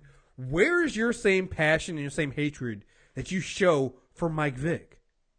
It's not there. And then I want you to ask yourself if maybe you're just conditioned to not like him because he's black and did something wrong. And I'm not saying you're racist for that. I'm just saying what we said at the beginning of the show is conditioning. Like, you're not going to see anybody get as much hatred as Mike Vick does for fucking dogs, guys. Dogs. Listen, wrong as hell, but what does he have to do to say, I'm sorry? Like, this, like, you always hear people go, well, so you're saying you can never forgive him? You can't just let it go? Like, I never said that about anybody but Mike Vick, because Mike Vick is the only one of these people who has gone through this. He's the only one who has gone through this and been like, don't be like me. Don't do this. Who tells other people don't do this. Come on. I remember, I'll never forget the time when he was talking, he did an interview. It was years after he got out of jail and stuff like that and been back in the NFL. It was like one of the great, he's like, listen, I can't even get my daughters a dog. They want a dog. I can't even get my daughters a dog. Because I'm not allowed to because of what I did. I would really love to, and like people would just, it was like, oh no, he did this, you should never be allowed to do. I'm like, if you don't like Mike Vick, I want you to ask yourself where that same vitriol is for people who kill unarmed black people. Mm-hmm. Where's that same vitriol for the rest of the Saints? Because you can't tell me that Darren Sharper raped all those women and nobody else fucking knew. Bruh, listen. I'm so disgusted with Darren Sharper because, especially with my home state, Louisiana, because they gave Mystical more time for that. And Mystical was accused of raping a chick. How many times? He did this. How much time did Sharper get? He only got 12 years. Jesus Christ. For like, and it was basically, they equated it to, because he had multiple rapes in different cities, including Minnesota, because, he was signed here for a while. They gave him a year per rape, and that's what the Louisiana judge said was the right thing to do. A year per and rape. It would essentially merge all of those cases together. Now Vegas wanted him bad because Vegas wanted to give him life with no parole, mm-hmm. and he should have been prosecuted up here or in California, because those are life without parole for that many people. It's life without parole, period. Mm-hmm. But he's got to do all 12 years before he can get – he potentially can get out. That's the problem. He has to do all 12 years, which is fine because he'll be 50 by the time he gets out. But he can still get out. That's not that long. He won't even be 50. I think he might be like 46 or 47. That's ridiculous. Still at the end of his prime. Still physically strong. Still probably able to do this shit again. And the sick part about it is the only reason why the cops believed it is because the dude said, I think I was raped too by Darren Sharper. Mm-hmm. That's the only reason why this got connected. Mm-hmm. That's pisses me. Come on. Like, I'm sorry. Like, Mike Vick is so far, is so far down the list of people you can be mad at. Like, you're so mad at Vick and you don't want him to ever work again. And like, again, you don't want him to do this, but like, where's the same outrage at George Zimmerman? Like, why is George Zimmerman still a thing? Like, if white people took half the raise they had for Mike Vick and applied it to George Zimmerman would not be around anymore. But you don't. It's less up to us. And the last thing I'll say about this, before we move on to other stuff, the other reason why I get really put off, particularly when white people talk about Mike Vick and how they just can't forgive him and stuff like that, is a lot of these will come from liberal white people, right? And I look at them and I'm like, but you're also swear up and down that you're against mass incarceration and you want to change the justice system and things like that. Michael Vick is like the chief example of redemption and why and how you can reform and be a different person. If you can't forgive Mike Vick, how am I supposed to believe you are really down for this fight about prison reform and giving people a second chance? Like, what are you talking about? Like, you want to abolish prisons, but you can't forgive Mike Vick. So what do you want to happen to Mike Vick then? Like, yeah, to have white skin. I don't understand this. Like, there's a really huge disconnect between this, and I'm just like, I don't get it, man. we'll get, yeah. I just, I'd feel something differently if I felt like these same people had the same vigor and the same, enthusiasm with defending Black lives, but you don't. I mean, at the end of the day, he's America's comeback story, but he don't count because he's Black. And that's my problem is. Like, he is a story of redemption. He is a story of inspiration. He's literally, like, again, the Mike Vick before the incident wasn't a role model. This Mike Vick, I feel like, is a role model. He is, because he made mistakes. He messed up, and he came back from it, got a job back, went back to working, and like, I don't understand. Like, again, if you can't forgive Mike Vick, I don't see how you can forgive anybody. Right. How if you can't move on from Mike Vick, what chance does anybody else have? What chance does anybody else have? I'm sorry, like, dude, and I have not seen dude once get upset or lose his temper. And trust me, if it had been me, no matter how much I changed, I would have lost my temper at some point. I have not seen him get frustrated or lose his temper yet, and that to me is fucking amazing. And I'm sorry, I just can't. So. It's outstanding because I would have smacked the shit out of somebody. Mm-hmm. But that's why he's better than me. Yeah, it's much better than me because I wouldn't have. Again, I would never have done what he did in the first place. But the Mike Vick now, it's so much better than I would have been than I am. Because I'm sorry, I don't. No, the way some of these motherfuckers talk to, they act like Mike Vick isn't a football player and like he wouldn't smack the shit out of them. I'm like. Y'all pretty bold. Like, he could kill. Don't forget, he a nigga from Virginia. So let's be real. Right, like Newport News, mind you. Like, right, I'm like first place in Virginia. Like, these white people be talking about Mike Vick like I feel like the drunk fans at the Piston game when the Pacers whoop their ass. Like, he's talking about like that. I'm like, you guys are getting a little big for your britches. Like. He would whoop the fuck out of you. Like, I'd watch you again. He's a better man than I am. He's also 6'1" and about 220 in peak physical specimen. And you don't think these hands will? Man, come on, stop. I would treat Mike Vick just like he treated those dogs. I'm like, no, you wouldn't. You wouldn't actually. You wouldn't. You wouldn't. You really wouldn't. He'd whoop the shit out of you and wouldn't think twice about it. Like, stop it. Like, You're an accountant from Kansas. Like, fucking fall back, yo. This right. Like, be on the ground leaking and crying. Like, why you hit me like that? Because yeah, you right. ran up. That's why. You run the 40 in 35 seconds. Like, slow the fuck down, dog. Like, right. You're not doing that. So, all right. Do you have anything else? I thought there was one other thing you had other than the Vic thing. We went off a little tangent there. I forgot. Okay. That's fine. All right, let's move on. Happy Black History Month under Trump. Man, look. Listen, I'm so not here for this shit. Now, I know there's a story about how he renamed Black History Month to African American Month, but apparently that's something that's been done. It wasn't Trump, but it is one of those things that we're not going to give him. Anything that happens under Trump that involves black people is going to get amplified because we know he don't fuck with black people. So, but apparently it's something that has been happening. But don't worry, there's plenty of other things he did to make sure that Black History Month was so good. Let me see if I had the first one. Also, can we talk about these people's vice president? Oh, that's what I'm looking for. That's what I'm looking for right there. There we go. So we have this one. We have Vice President. We have Mike Pence. I don't call any of these people Vice President or President. Fair enough. This is Mike Pence's tweet on the first day of Black History Month. The first day of Black History Month, people. All right. As Black History Month begins, we remember when President Lincoln submitted the 13th Amendment ending slavery to the states. National Freedom Day.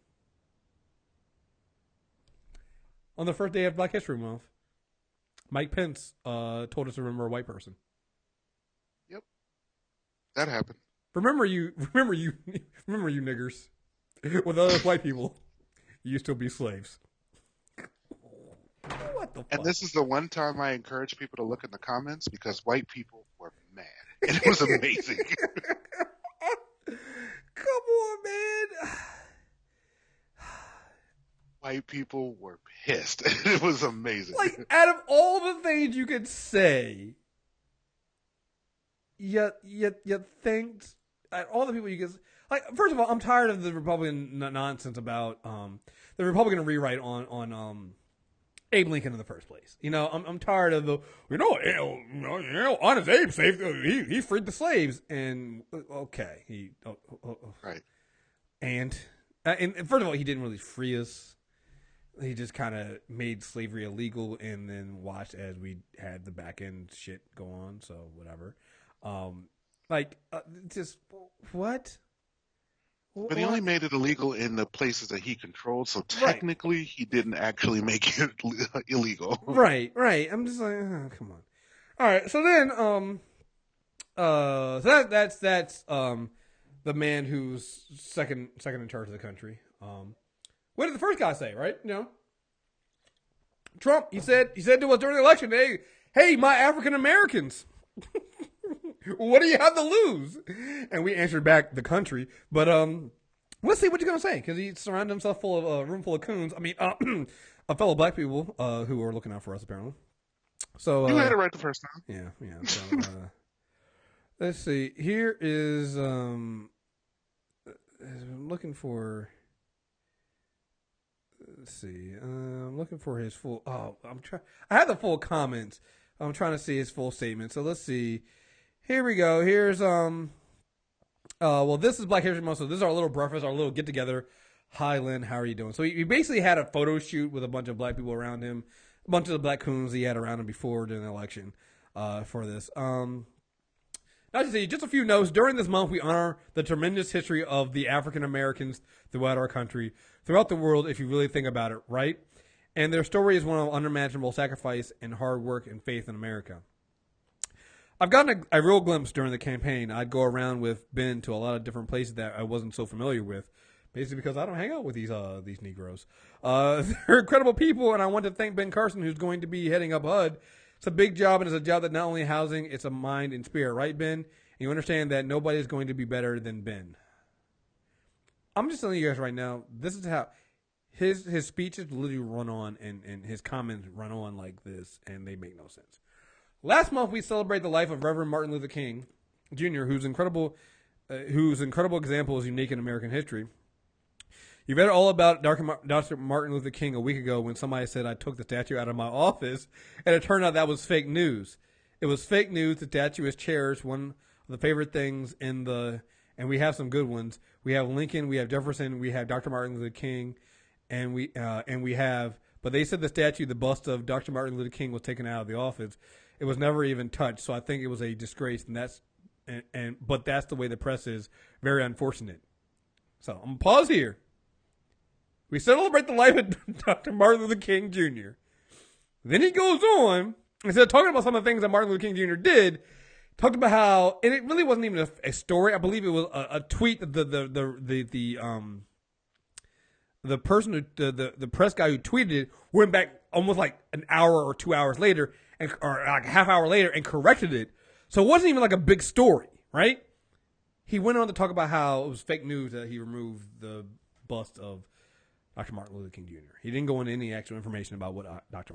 Martin Luther King Jr. actually did. So he goes on. Mind you also, Chris, that reporter not only changed the story, issued a public apology, and reached directly out to the press secretary to make this a thing, because he's like, I feel bad. I didn't want this to be a big issue. I feel bad. I just got information from a White House insider. So I'm changing it all. And he still won't leave it alone. Yeah. Because what's important here is you got to make Black History Month. Here's the thing. Then, for all the white people out there, one important thing, the one rule for white people during Black History Month, is an American tradition here. Always make sure Black History Month is about you.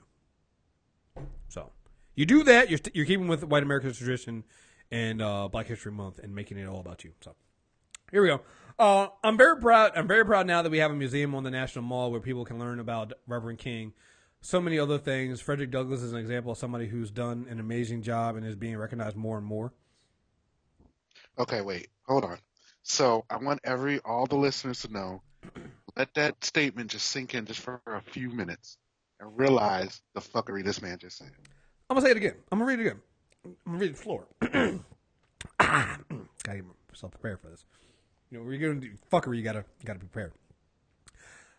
I am very proud now that we have a museum on the National Mall where people can learn about Reverend King, so many other things. Frederick Douglass is an example of somebody who's done an amazing job and is being recognized more and more, I notice. I don't think this motherfucker. I don't think this motherfucker knows Frederick Douglass is dead. For like 100 years. Oh my God. I think he thinks Frederick Douglass is a janitor at the National Mall. I don't think he knows that Frederick Douglass is dead. Harriet, and not dead. Not just dead. He's been dead for like 100 years. Yeah. What the fuck is happening? Yeah. Mm-hmm. Harriet Tubman, Rosa Parks, millions more black Americans who made America what it is today. Big impact.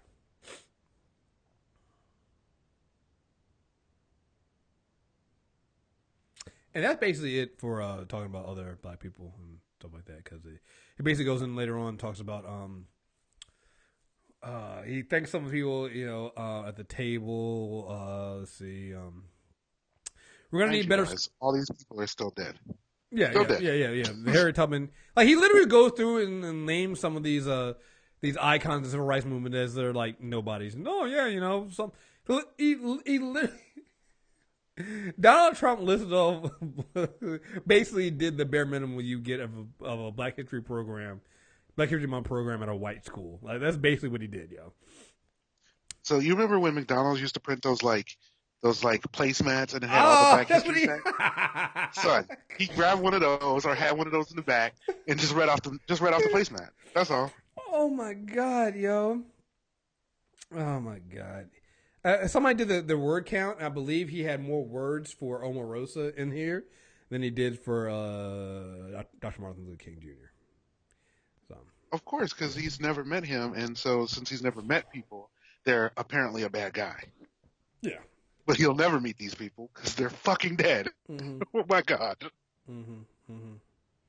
Yeah. It's just so great.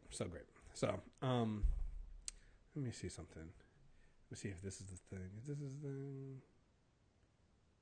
no, I'm trying to. Are we gonna cover how the White House doubled down on this shit? Oh wait, I think I got that. Wait, I got it. That's what I'm looking for. So I got that, but I also wanted to get the pastor who swore up and down that he had met with about Frederick Douglass.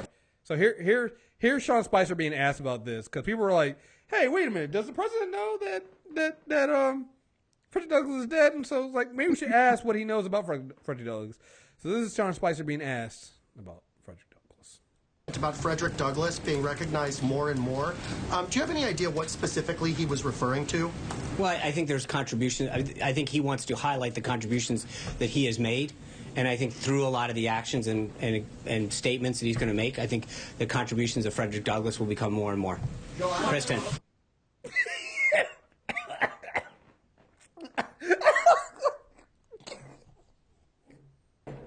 What the fuck, yo? What the fuck? Yo, the worst, like, it's worse than just Donald Trump not knowing. It's, how did after the out, like, cause it's not like it was a big, like, there was like, I think it was a trending topic where people were going like, Frederick Douglass history or something like shit like that.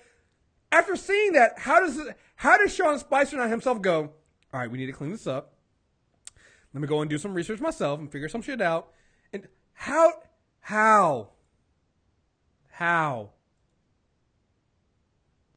I always say this. Google is free and open 24/7.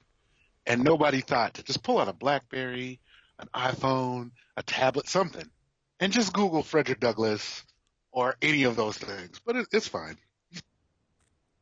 Oh my God. Like, come the fuck on, yo. Like, it's right there. It's right there. So one of the let me see I want to see if I can actually get I forgot to mention, Chris, alternative facts, so it doesn't matter. Oh yeah, it doesn't matter. It just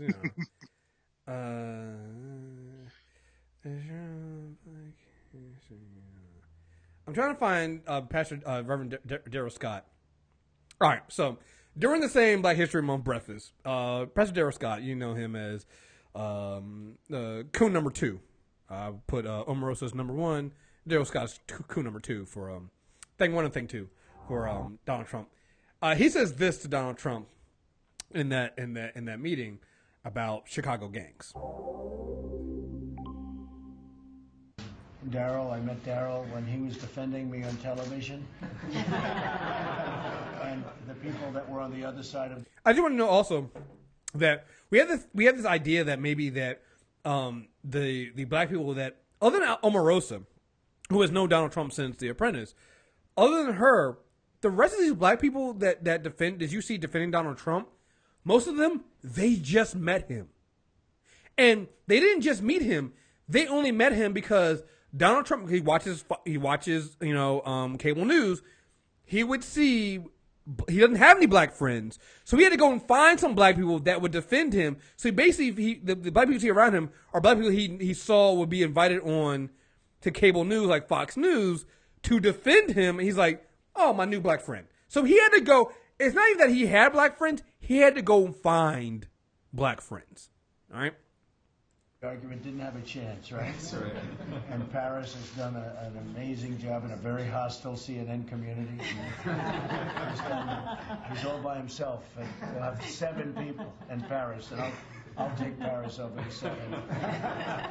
But I don't watch CNN, so I don't see as much as I don't like watching fake news. None of us watch news anymore. So, but Fox has treated me very nice wherever Fox is. Thank you. Thank you.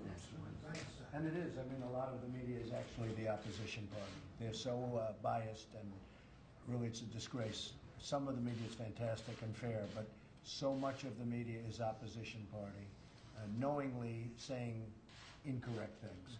So it's a very sad situation, but we seem to be doing well.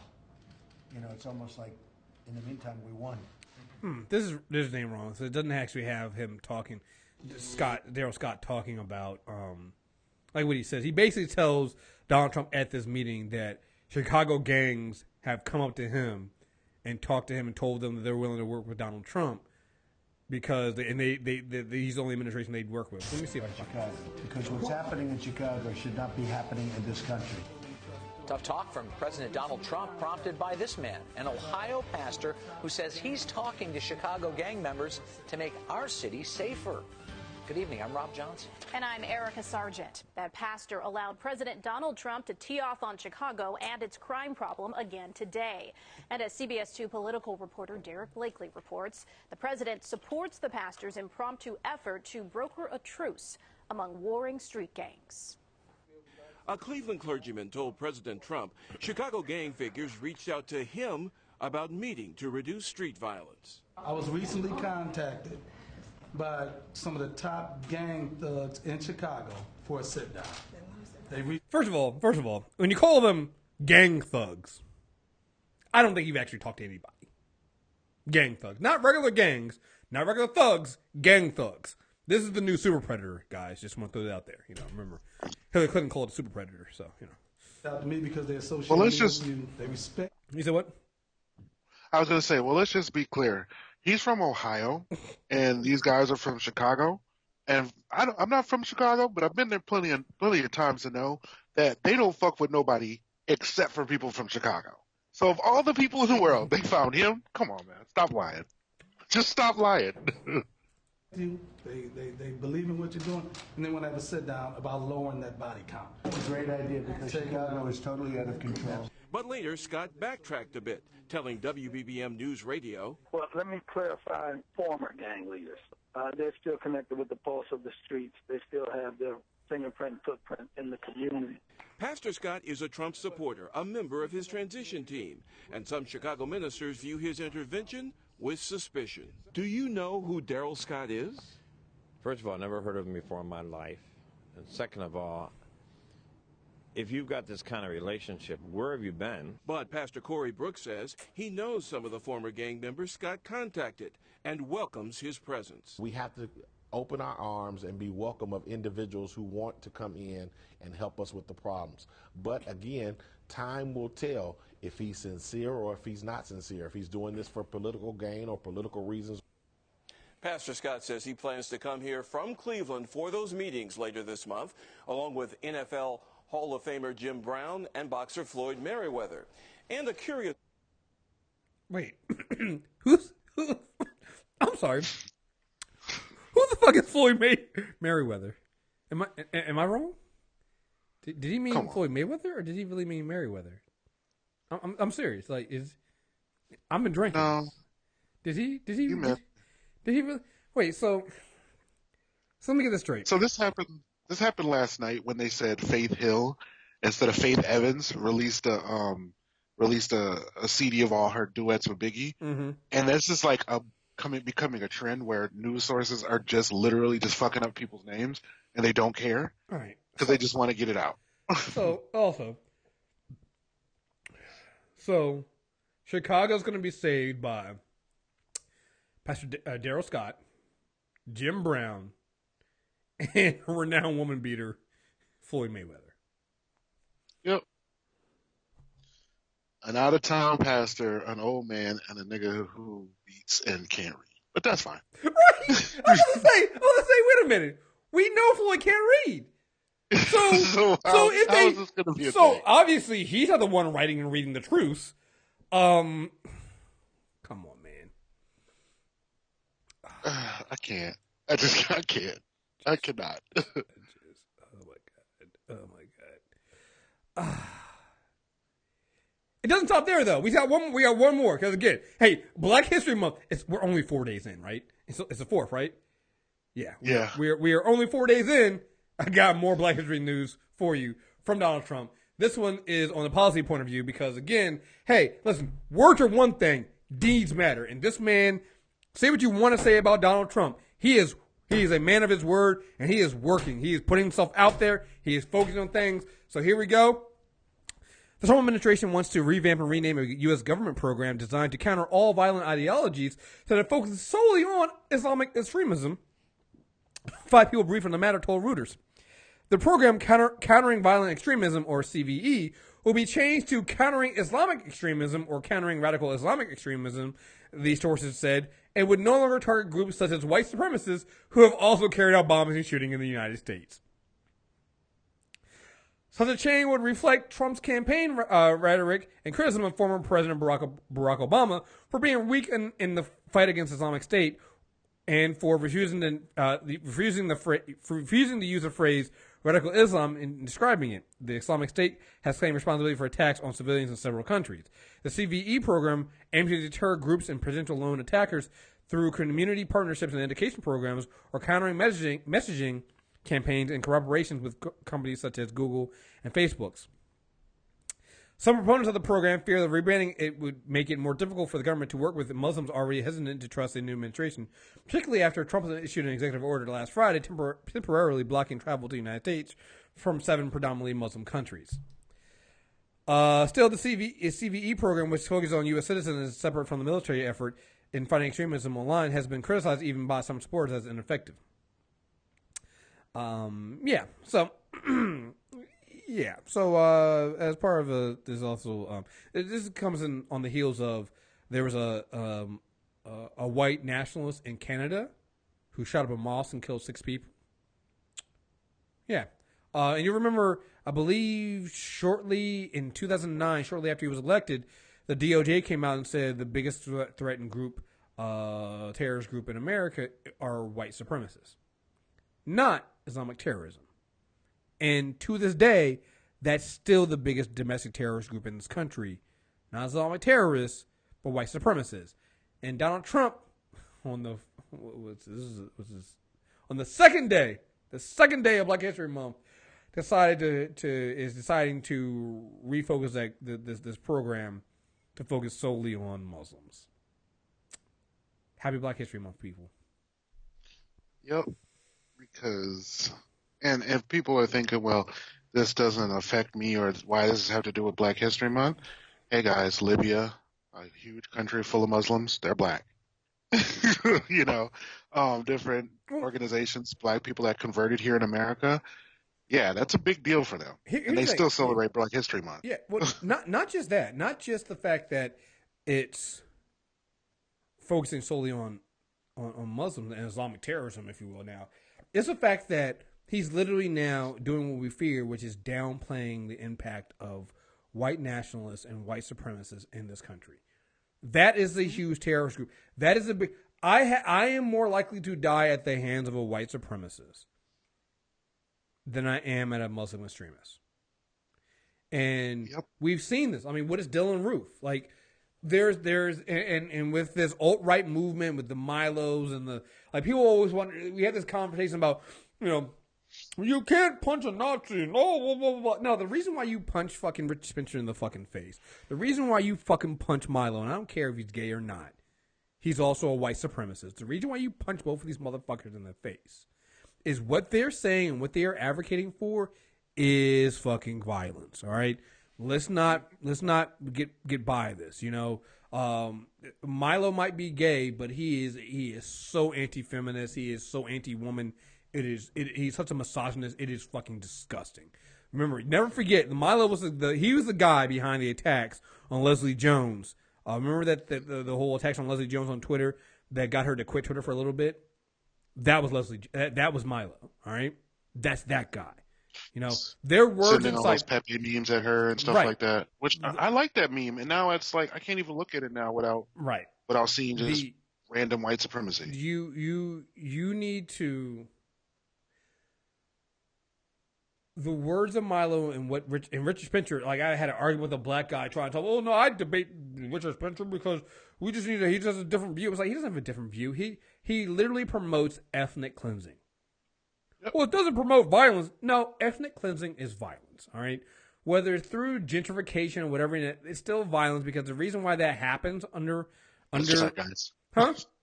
Yeah, it's not just like they use the police department, they use mass incarceration, they use they use violence.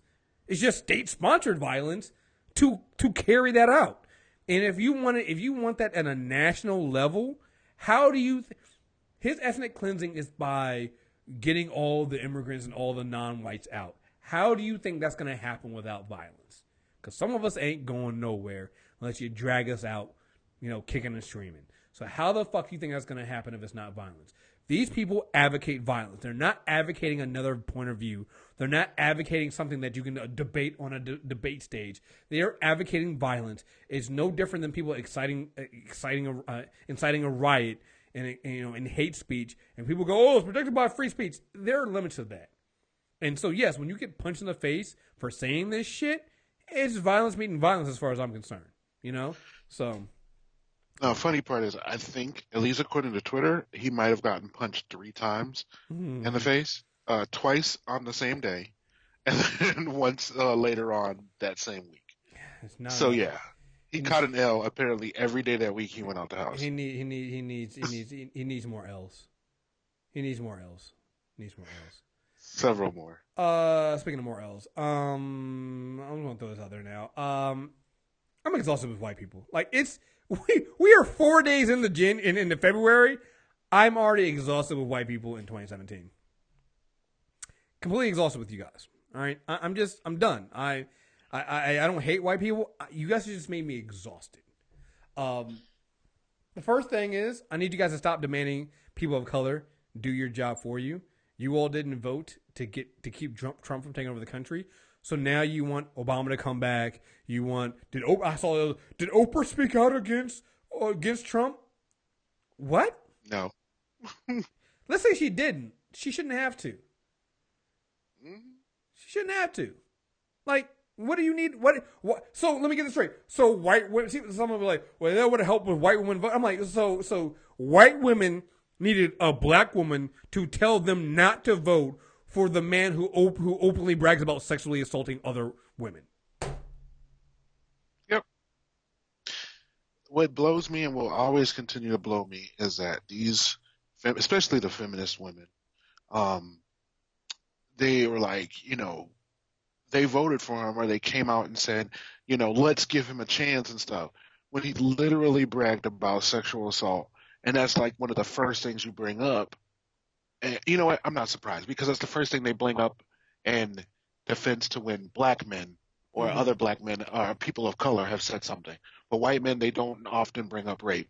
They're just like, well, boys will be boys. Because I've seen a lot of people, a lot of white women, kind of gloss over the swimmer guy and the other, the other guys who got very small sentences for sexual assault. Yeah. Mm-hmm.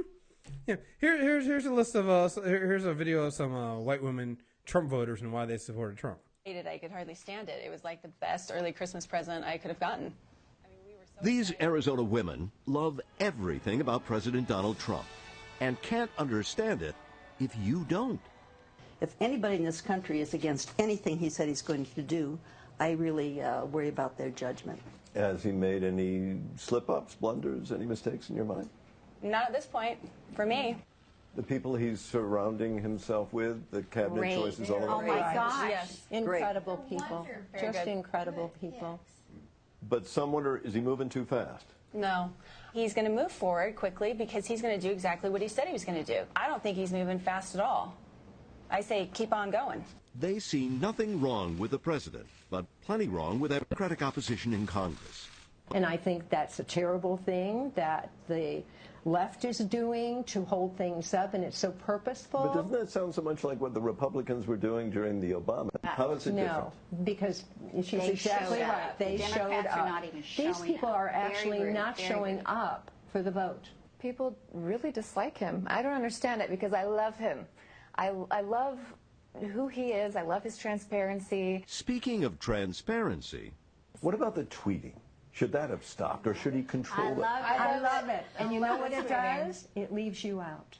the you Eileen is referring to is the mainstream media, which the group blames for what they see as a non-stop barrage of negative news about the president.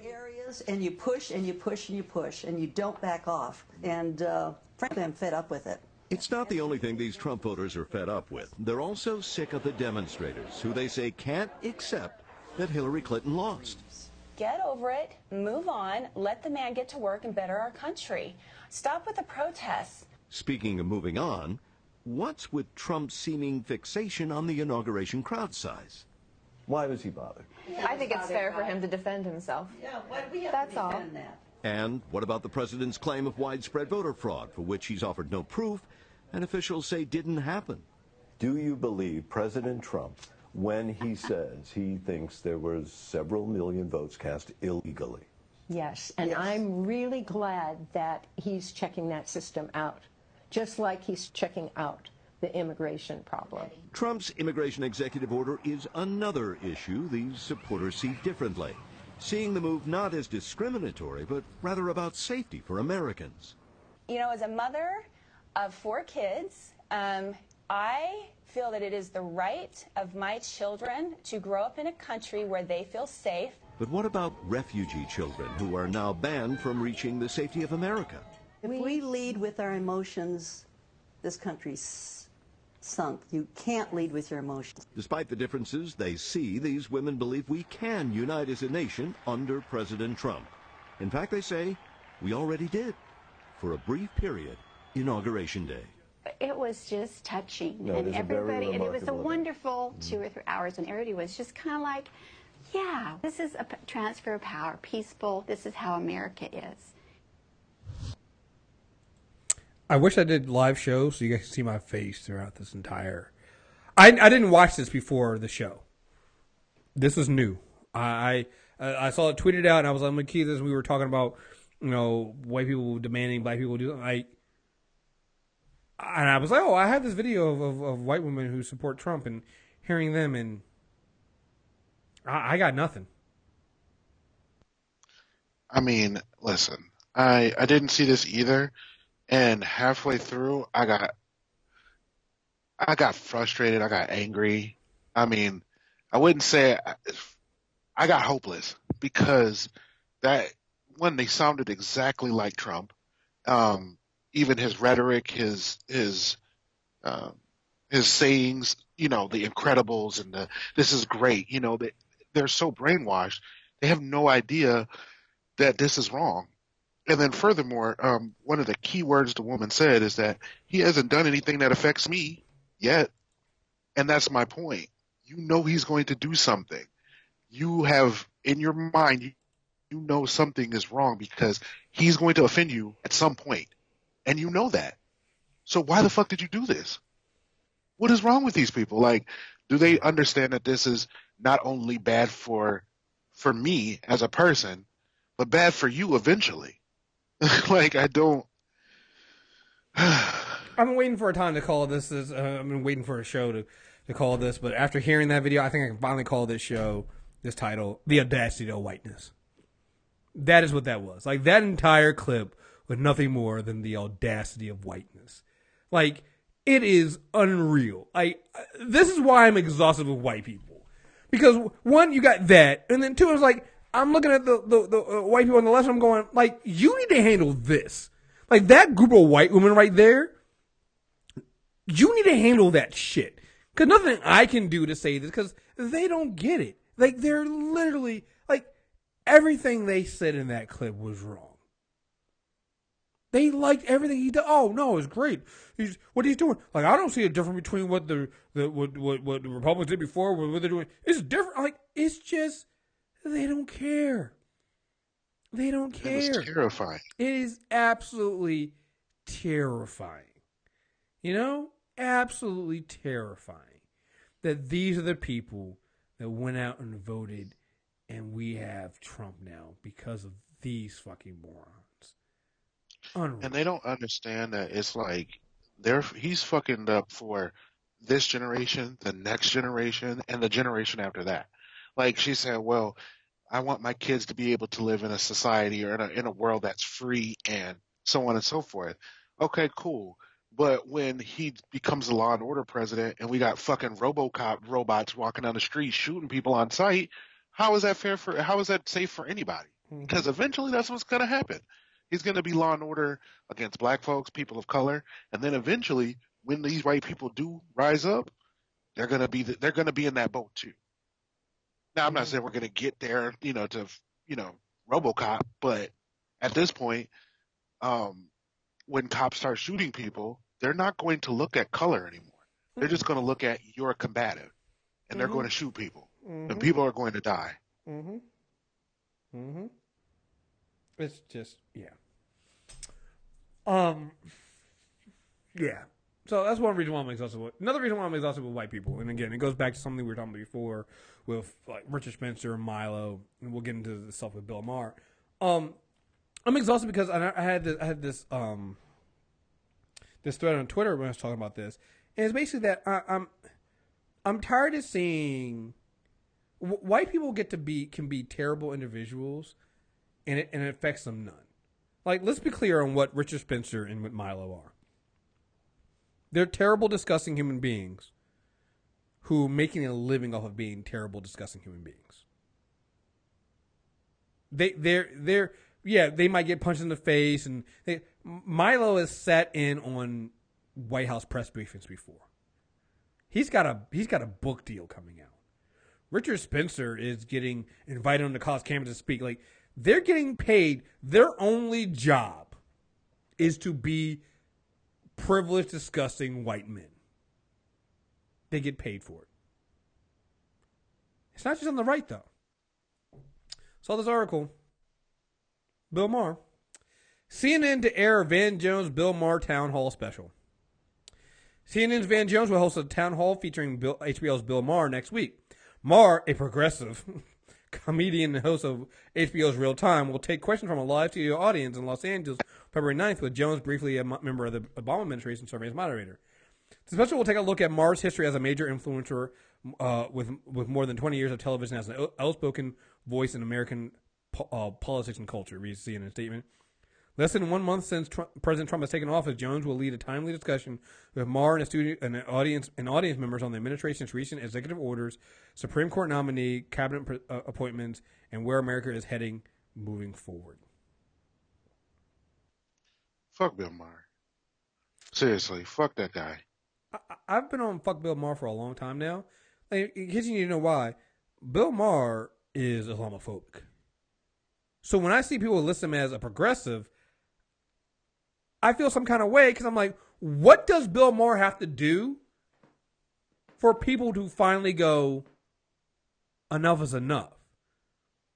He's now getting elevated to a CNN special now for a town hall with Van. And I'm looking at Van Jones like now maybe Van Jones has a secret mission here and he's going to attack Bill Maher on his position on Islam.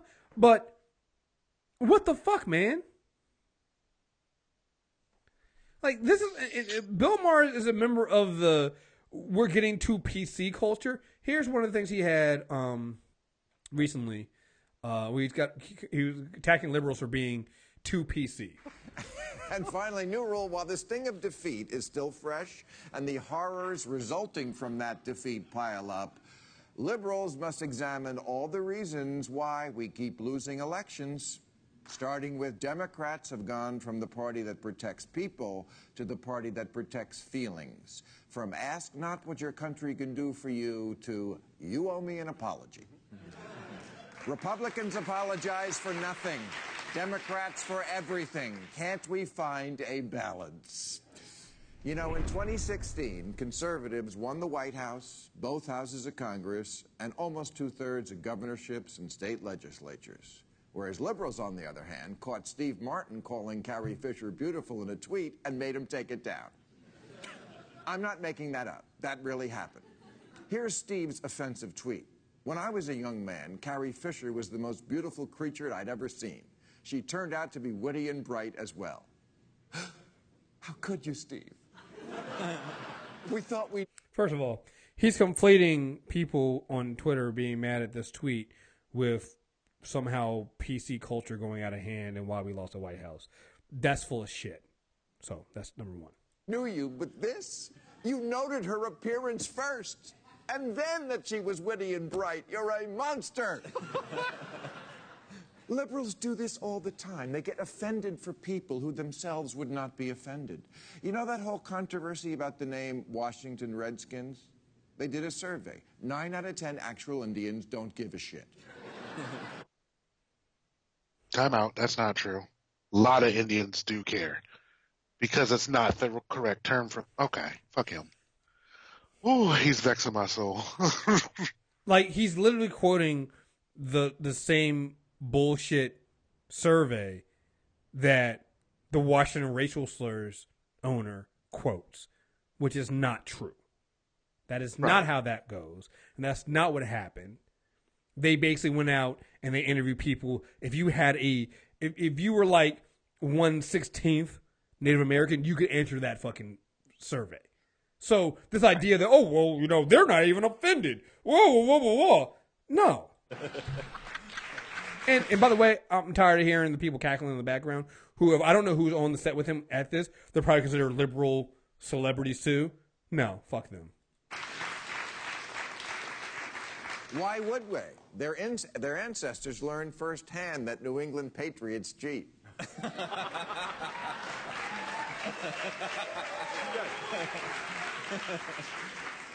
But that doesn't stop celebrities from groveling when they get caught playing dress-up on Halloween. Here's Hillary Duff last year. Ah! And then, of course, her tweet, I'm so sorry to people I offended. It was not properly... She's dressed as a pilgrim, and her boyfriend is dressed, or the man she's with is dressed in a headdress, a Native American headdress. Through it, I am truly from the bottom of my heart sorry. Chris Hemsworth was even more beside himself with self-loathing after he attended a Lone Ranger-themed party dressed as an Indian. He wrote, I was stupidly unaware of the offense. I sincerely and unreservedly apologize to all First Nations people for this thoughtless action. I hope that in highlighting my own ignorance, I can help in some small way. Oh, for fuck's sake, you're Thor. Grow a pair. I've covered this on the show before. Chris Hemsworth responding actually to a First Nation fan who had wrote to him on Instagram that had offended him. So Bill Maher's whole thing about how liberals get offended for people that don't even get offended. No, there were actually Native Americans who were actually offended by what Chris Hemsworth did. They were fans. They reached out to him. And Chris Hemsworth, doing the right thing, apologized and realized that, hey, you know what? They were right. Bill Maher doesn't see it that way.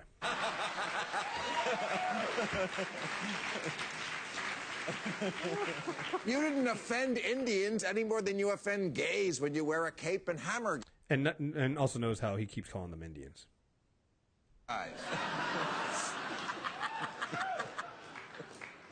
It was a Lone Ranger themed party. You could only. Lone Ranger is actually offensive, and when they did the whole Lone Ranger movie last year or a couple years ago, it flopped because it was a terrible fucking movie and it was also offensive. Yep. And how they whitewashed Native Americans. They put Johnny Depp in there. Mm-hmm. He even actually made a public apology eventually. Yeah. But he made a public apology for that shit because he's like, yeah, this was fucked up. Mm-hmm. My bad. A cowboy, Indian, or a horse. Just like if you live in Wyoming. Pause it for a second, Chris. Mm-hmm. So that little jab to Wyoming is fucked up because that is where that's where these pipeline protests started. It extended. Minnesota is not close to Wyoming, but we get a lot of the Native American news because our literal city is founded and made by Native Americans. Everything we have here is a Native American tribe and or word. Minneapolis is a small city in Ojibwe, and anyway, our streets, everything is basically made from some sort of Indian tribe. So we get a lot of that information. So a lot of those protests that started in Wyoming about the pipelines and different things. Also, that's a huge population where Native Americans and reservations have been designated land for. So he's kind of indirectly shitting on Native Americans again. Oh no, he's saying you're being way too PC here, guy. You're way too PC. Tweeted that an African American, Jesse Williams, inspired him, and again had to apologize for the sin of giving someone a compliment. I apologize to anyone that felt that was out of turn. I have nothing but love for all of you and all of us. So Bill Maher is also doing this thing where the people that were actually offended by that, what Justin Timberlake did, and the responses were, that was actually black people. And so Bill Maher's doing that thing where, it's liberals, and he's using liberals to mean actual people of color, marginalized people that are actually offended. But remember, the beginning of this segment was him saying that it's not marginalized people, and the liberals get offended for groups that aren't really offended. But the people that are actually offended by Justin Timberlake. And it wasn't just because he said that, it's because, well, Justin Timberlake, you're saying they were inspired, but remember you threw Janet Jackson under the bus. So how about you address that? So you're seeing what Bill Maher's doing here and why he's a piece of shit. Oh, good, because life knows no sin greater than the one he was accused of doing, which was cultural appropriation. Cultural appropriation. That's the idea that white people shouldn't adopt things from other ethnic groups. How dare you mix and match cultures to produce something new? Where do you think you are? Some kind of melting pot? It's not that you will adopt, it's that you take without attributing where you took it from. You take it for yourselves while standing on the backs and necks of those you took it from. Like, I'm going to keep playing this because I need people who are still on the Bill Maher train to realize this man is nowhere near progressive and he's a piece of shit. All right? And of course, the people that are clapping for him, all white people. Fuck his audience. Because, okay, I've watched Bill Maher a few times and I just, I get mad when I watch John Oliver, and sometimes, on the DVR, it catches a little bit of his show. I get mad at that because he tends to get the whitest of white, quote unquote, left folks to come in here and sit there and listen to his bullshit. And there's so many people that call him out. His guests literally call him out on his bullshit, and his audience boos them. I've seen it. I remember when Ben Affleck did. When he was going in on Ahmed, the kid, the Muslim kid in Texas who built that homemade clock. I remember when Bill Maher was going on him, and Ben Affleck was just like, "This is homophobic, dude. You're being a bigot." Like Ben Affleck was just like his actual woke guests will hear him and go, "You're being a piece of shit." And Bill Maher just like this is what I mean when I say that you can be a like it makes no sense to me that Real Time with Bill Maher is still on TV, but Larry Wilmore's show, the nightly show, is no longer on TV. The nightly show is 10 times better than Real Time with Bill Maher. The reason why Bill Maher how long has Bill Maher been on? It's been at least a good 10 years. Yeah, a good 10 years. And he's been a piece of shit for a good 10 years. And the reason why people get away with it is, About 9 of those years, he's been a piece of shit. Yeah. The reason why we didn't get him there before that was it was Bush, so we didn't get to see him. He didn't go on his whole, oh, wow, you have an anti-blackness and anti-Muslim bias. Like people, I remember when I was talking about his Islamophobia, people were going, oh, no, he hates all religion. I'm like, yeah, but he singles out Islam all the time. And it is bigotry, what he does here. He's not being fair and honest here. And even this whole segment right here is it's a good, it feels just like that segment we did with the comic book shop owner who wants to keep politics out of his store. It's nothing but white men wanting people of color to stop making them feel bad. That's what this is. He started the segment off acting like it was about liberals taking causes for people of color who aren't really offended. And it happens. We've seen that shit before, right? That's not what this is, though. Like, most of the stuff he's talking about, I remember covering myself and going, oh, there are actually people of color who don't like this. Like, there's actual Native Americans who were offended by this. There's actual black people who were offended by this. Like, it wasn't this idea of it was other white people calling these white people out. That's what it wasn't is. And also notice here that every person he's saying or have to apologize is white. Right. Every single one of these people is white. Common thread here, folks. Here's what blows me is that, he'll say, like, I don't know if you watched this last weekend. I didn't, but I just heard clips. He's saying the exact same shit as Tomi Lahren, but yet he blasts her for sounding fucking crazy and she doesn't know what she's talking about and so on and so forth. I mean, almost verbatim. She just said it in a very loud tone. Yeah. But verbatim, she said the exact same shit he said in this clip. Yeah, no. And yet she's the wrong one. Okay. Yeah. Because you know what it is? She's more open with the bigotry than he is. He says it in a funnier way. So these people are clapping and laughing, but I'm like, this is like you said. You're dead right. This is literally what Tomi Lahren says. Literally the shit that she says. Oh my God! One of the people that's that's at his table is Grover Norquist. Come on, man! Come on! The majority of Americans are actually with the Democrats on the issues. Raising minimum wage, sensible gun laws, path to citizenship. This is also the Bernie Sanders argument. Yep. And why I got so mad at Bernie Sanders. There's the argument of, hey, you're turning people off from your cause when you people of color are talking about issues that affect people of color that are caused by us white people. Can you not make us feel uncomfortable with that shit? Abortion rights, pro-environment, you name it. But we keep losing. Now, there's a lot of reasons for that. But the one we can immediately fix is that too often Democrats remind people of a man who has taken his balls out and put them in his wife's purse. Oh, a little sexism there. That was kind of cool. Mm-hmm. And please, someone tweet me right now and tell me how that was somehow inappropriate so I can tell you to go fuck yourself.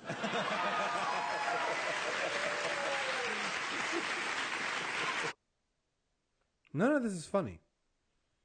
No, none of this is but funny. It's funny to white people. It's literally all he's doing is, like you said, saying the right wing bull.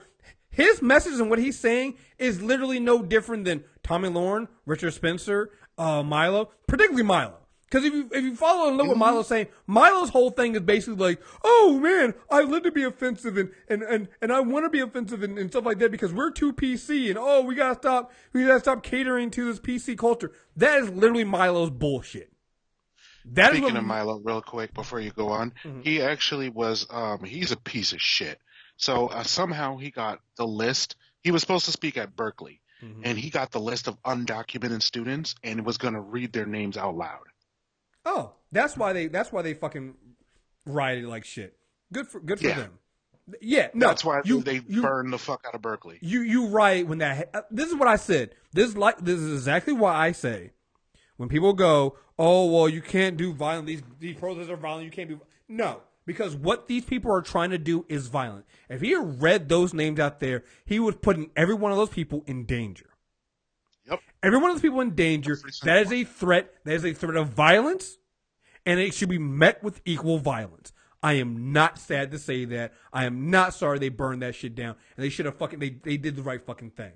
Like, people keep trying to make it seem like it was anarchists who did. No, fuck it. If I found that shit out, no, fuck that.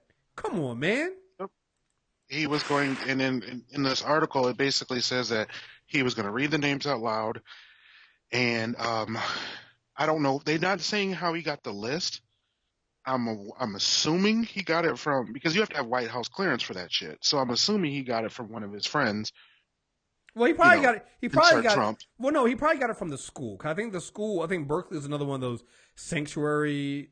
Cause you have sanctuary states and you have sanctuary cities, right, and you have sanctuary like schools. Like here in do I have it in? I might have it in my This Week in the Resistance thing, but maybe I don't.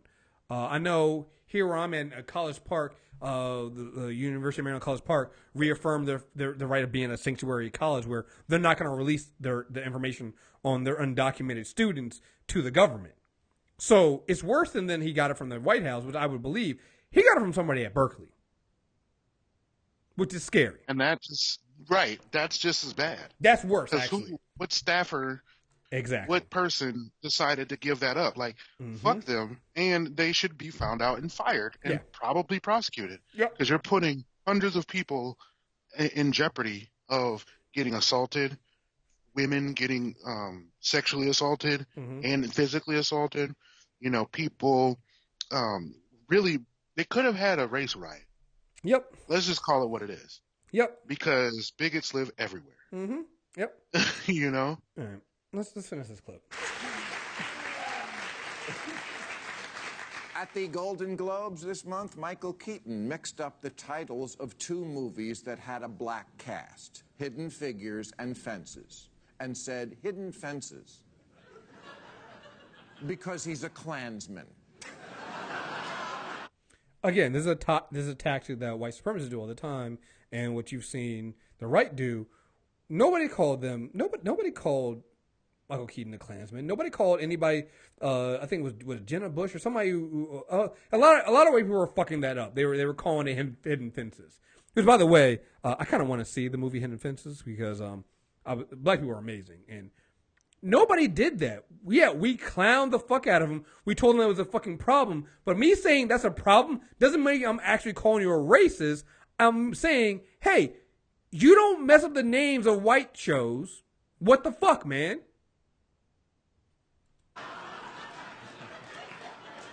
Cue the outrage, cue the retraction. I screwed up. It makes me feel so badly that people feel badly.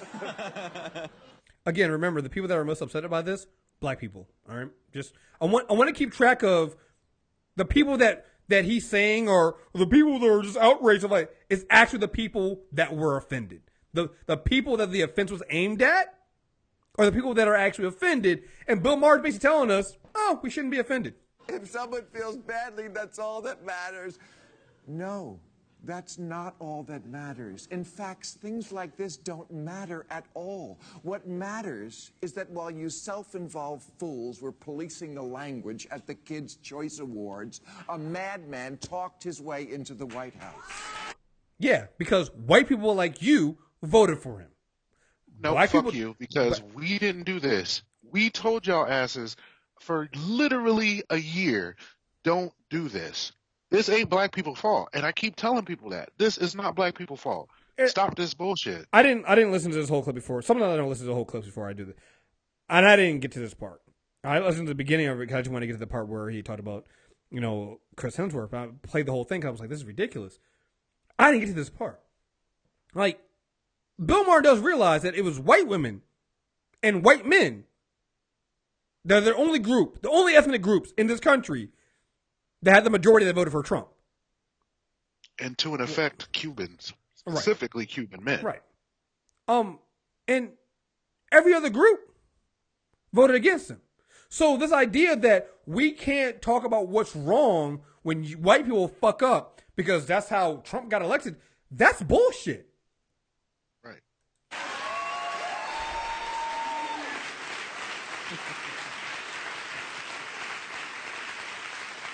Pause it for a second.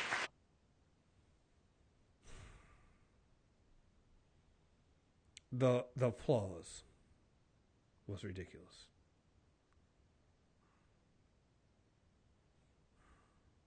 I'm tired of this. Brian, you still there? Yeah, I'm here. That applause was so damn loud. It was the loudest that I've ever heard. And it's crazy because they actually believe that shit. Like, they cheered and loud and, were laughing and cheering and all that shit. And it's just a point of that is the demographic of white people that actually believe that this was our fault because we didn't galvanize like we did for Barack. When we actually did. This was y'all fault because y'all were deciding who was right and who was wrong. Mind you, also mad because Bernie didn't make it in because that's y'all fave. Not only that. This shit is ridiculous. Not only that, but it's also their fault because they did nothing to vote in the midterms to keep the GOP from taking over spots that they then went and then suppressed vote in the black areas. So even if we did try to come out and vote as much as we did for Barack Obama, a lot of our communities couldn't because they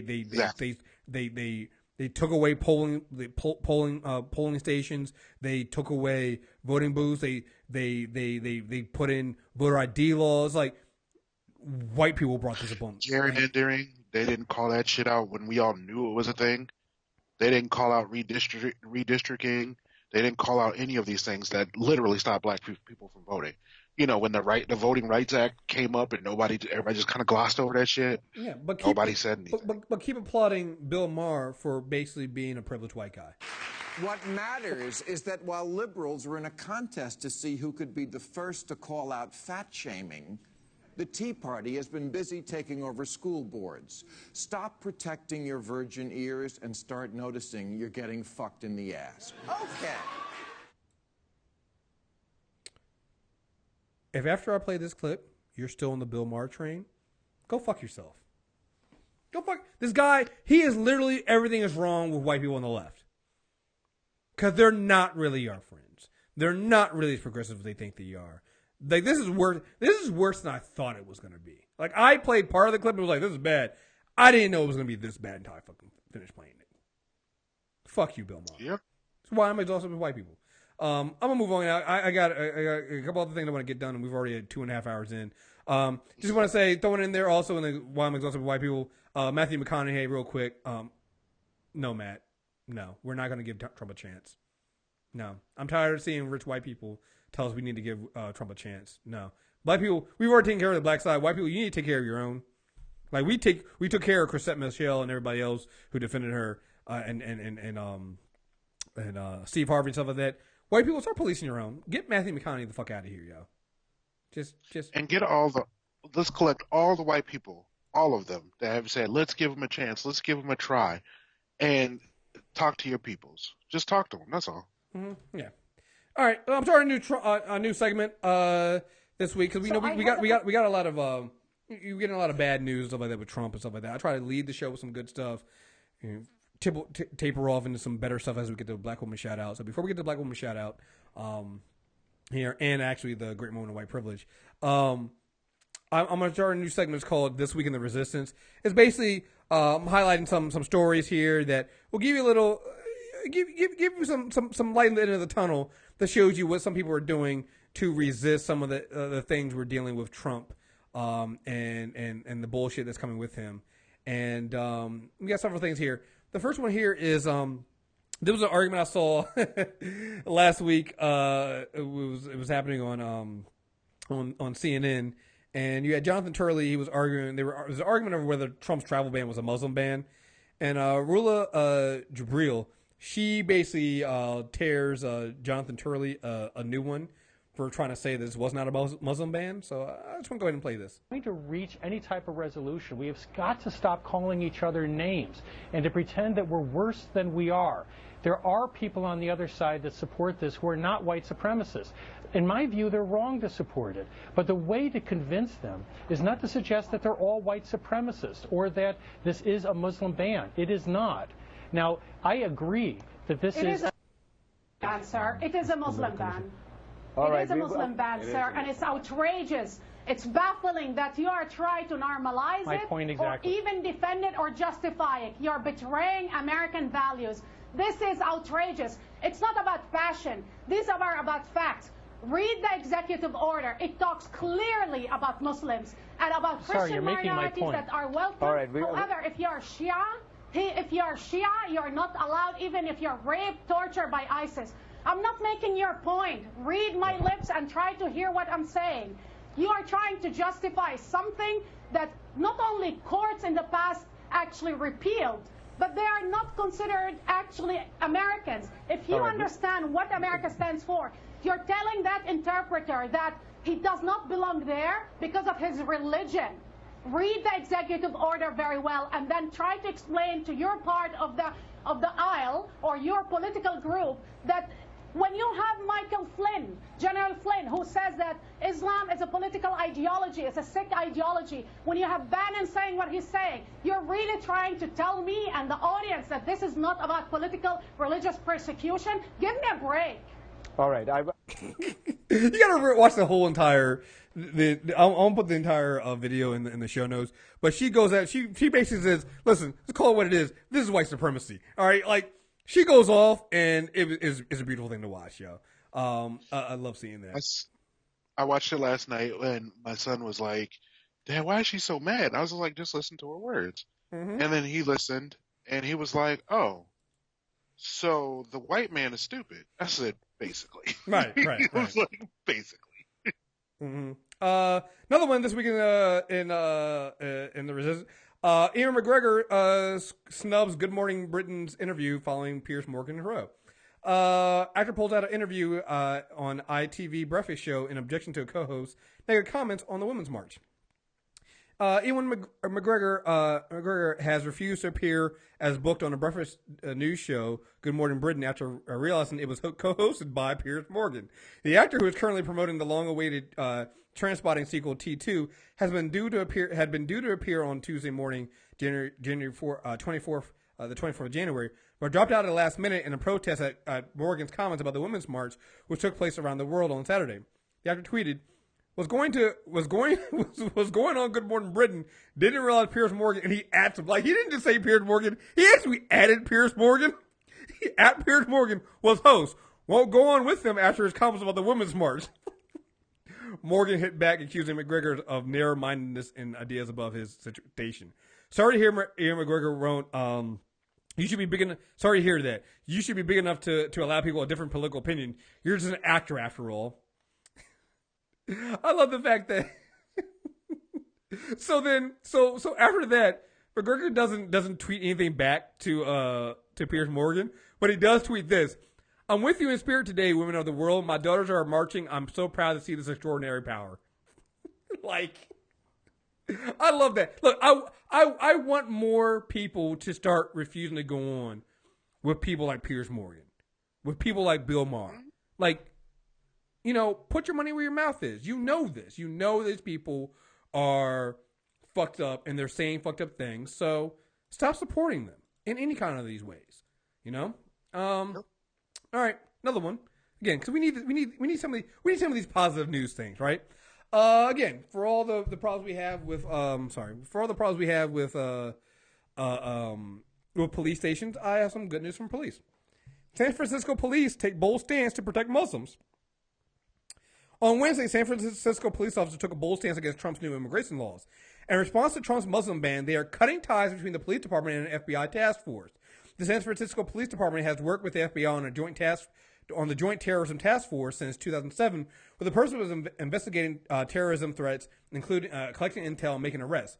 The FBI, which has similar task force nationwide, calls them small cells of highly trained, locally based, passionately committed investigators and analysts, linguists, SWAT experts and other specialists from dozens of law enforcement agencies and intelligence agencies.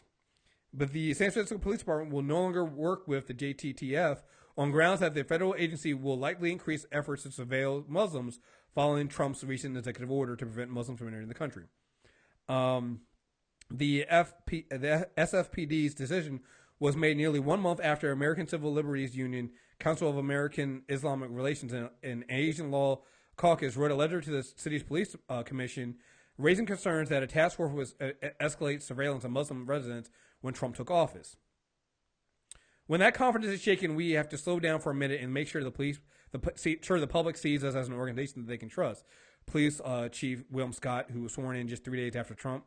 The former police chief, Greg Schur, resigned in May 2016 following public backlash over rampant police violence and racism.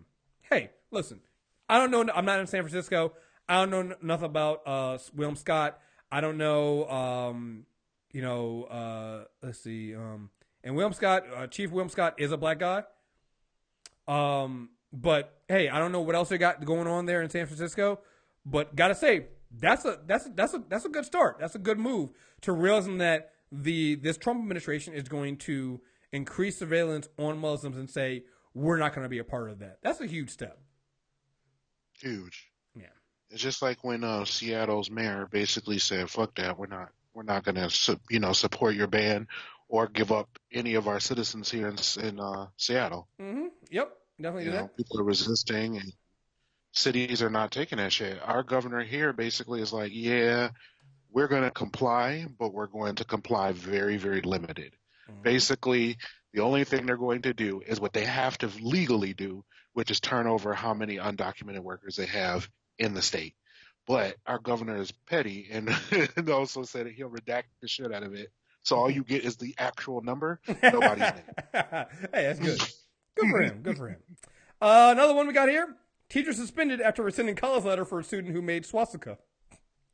A Massachusetts high school teacher has been suspended from her job after rescinding. So it's bad she got suspended, but I love the reason why she got suspended. I love the action she took. I support that. From her job after rescinding a college recommendation letter for a student caught making swastikas. The high school teacher, an Army veteran, is one of 3 teachers at the Eastern Massachusetts school disciplined after discussing the swastika a student fashioned from tape and displayed in the hallway.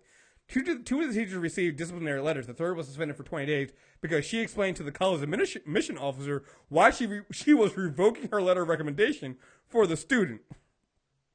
The student believed that he was being targeted and created a hostile environment for him by members of the faculty because of his action, despite having already been disciplined. School superintendent Marguerite Riza wrote in a letter to staff, fuck the school board and the superintendent that suspended the teachers. I'm all for these teachers doing this shit. Make sure these races have fucking consequences. They wrote a recommendation for this student. This student did this shit. They were like, yeah, I'm revoking my letter of recommendation. And then wrote the fucking college and let them know why they were doing it. Yeah, fuck up his life. Do it. Yep. Show these faces fucks that doing shit like this will get you fucked up. I support that shit. And constantly, every action there's a consequence, man. Like, you can't say racist shit and expect to go to college where you can do more racist shit. Right. No. Yeah. Hey, look. Hey, because again, you'd be the SAE guy who was like, "Well, I didn't know that I couldn't say this shit, and there's not a racist bone in my body." No. You have a history of this shit, so fuck you.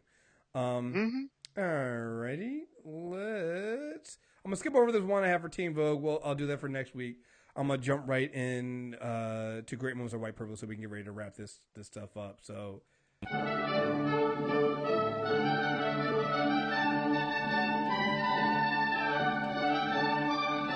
All right, Great Moments of White Privilege. Mom insists son accused of white power graffiti isn't racist because his girlfriend is actually black. Oh, God. A Virginia woman says her son, who police believe spray painted white power graffiti at a Little League baseball ballpark, couldn't possibly be racist because his girlfriend is black.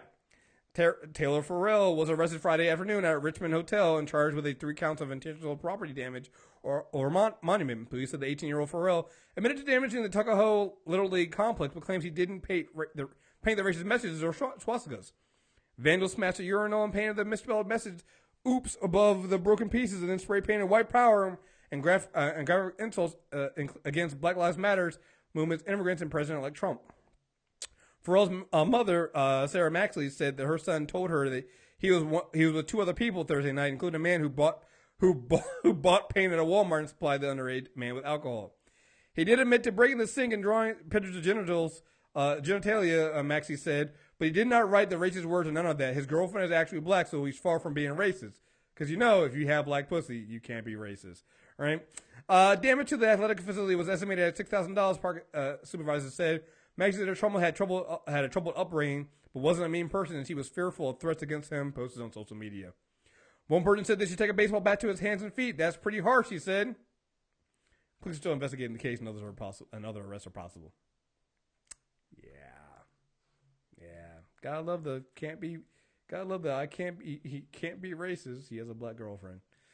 Always gotta love that. All right. Get ready to get out of here. We're gonna end with our Black Woman shout out. So I got 2 again this week. Thank everybody. Remember, if you want to be in a Black Woman shout out and be shouted out on there, just make sure you send us an email at bwbusiness@mtrnetwork.net. So I got 2. Raising Brand Marketing is founded on more than 20 years of marketing management experience that spans the industry from television to healthcare, real estate, and more. Our expertise is based on scholarly research and practical experience to determine best marketing practices for your businesses. I'll say this right now. We've gotten a lot of marketing and brand marketing people submitting their stuff. So again, if you have a business and you want to be out there, listen, look up our list. I'm going to, one of the things I'm going to do in April when we switch over to the new site and we get the new theme, I'm going to make sure that we have an actual page that lists out all these businesses by black women. So you'll have a list of what they do, and we'll have information there. You can go get them. I know right now it's kind of hard because we put it all into the shows. But come April, we'll have an actual page on the site that lists all these black, because I keep getting them, and I'm so happy to get these. So, search from there. But like I said, we have a lot of people are putting out stuff for brand marketing and things like that. So if you have a business and you need marketing, we have several of them in different places. So you want to find them. The next one I have is Vann Cosmetics. Gavanne Davis is a New Orleans native. She holds she holds a chemistry degree from Southern Methodist University and an MBA from Tulane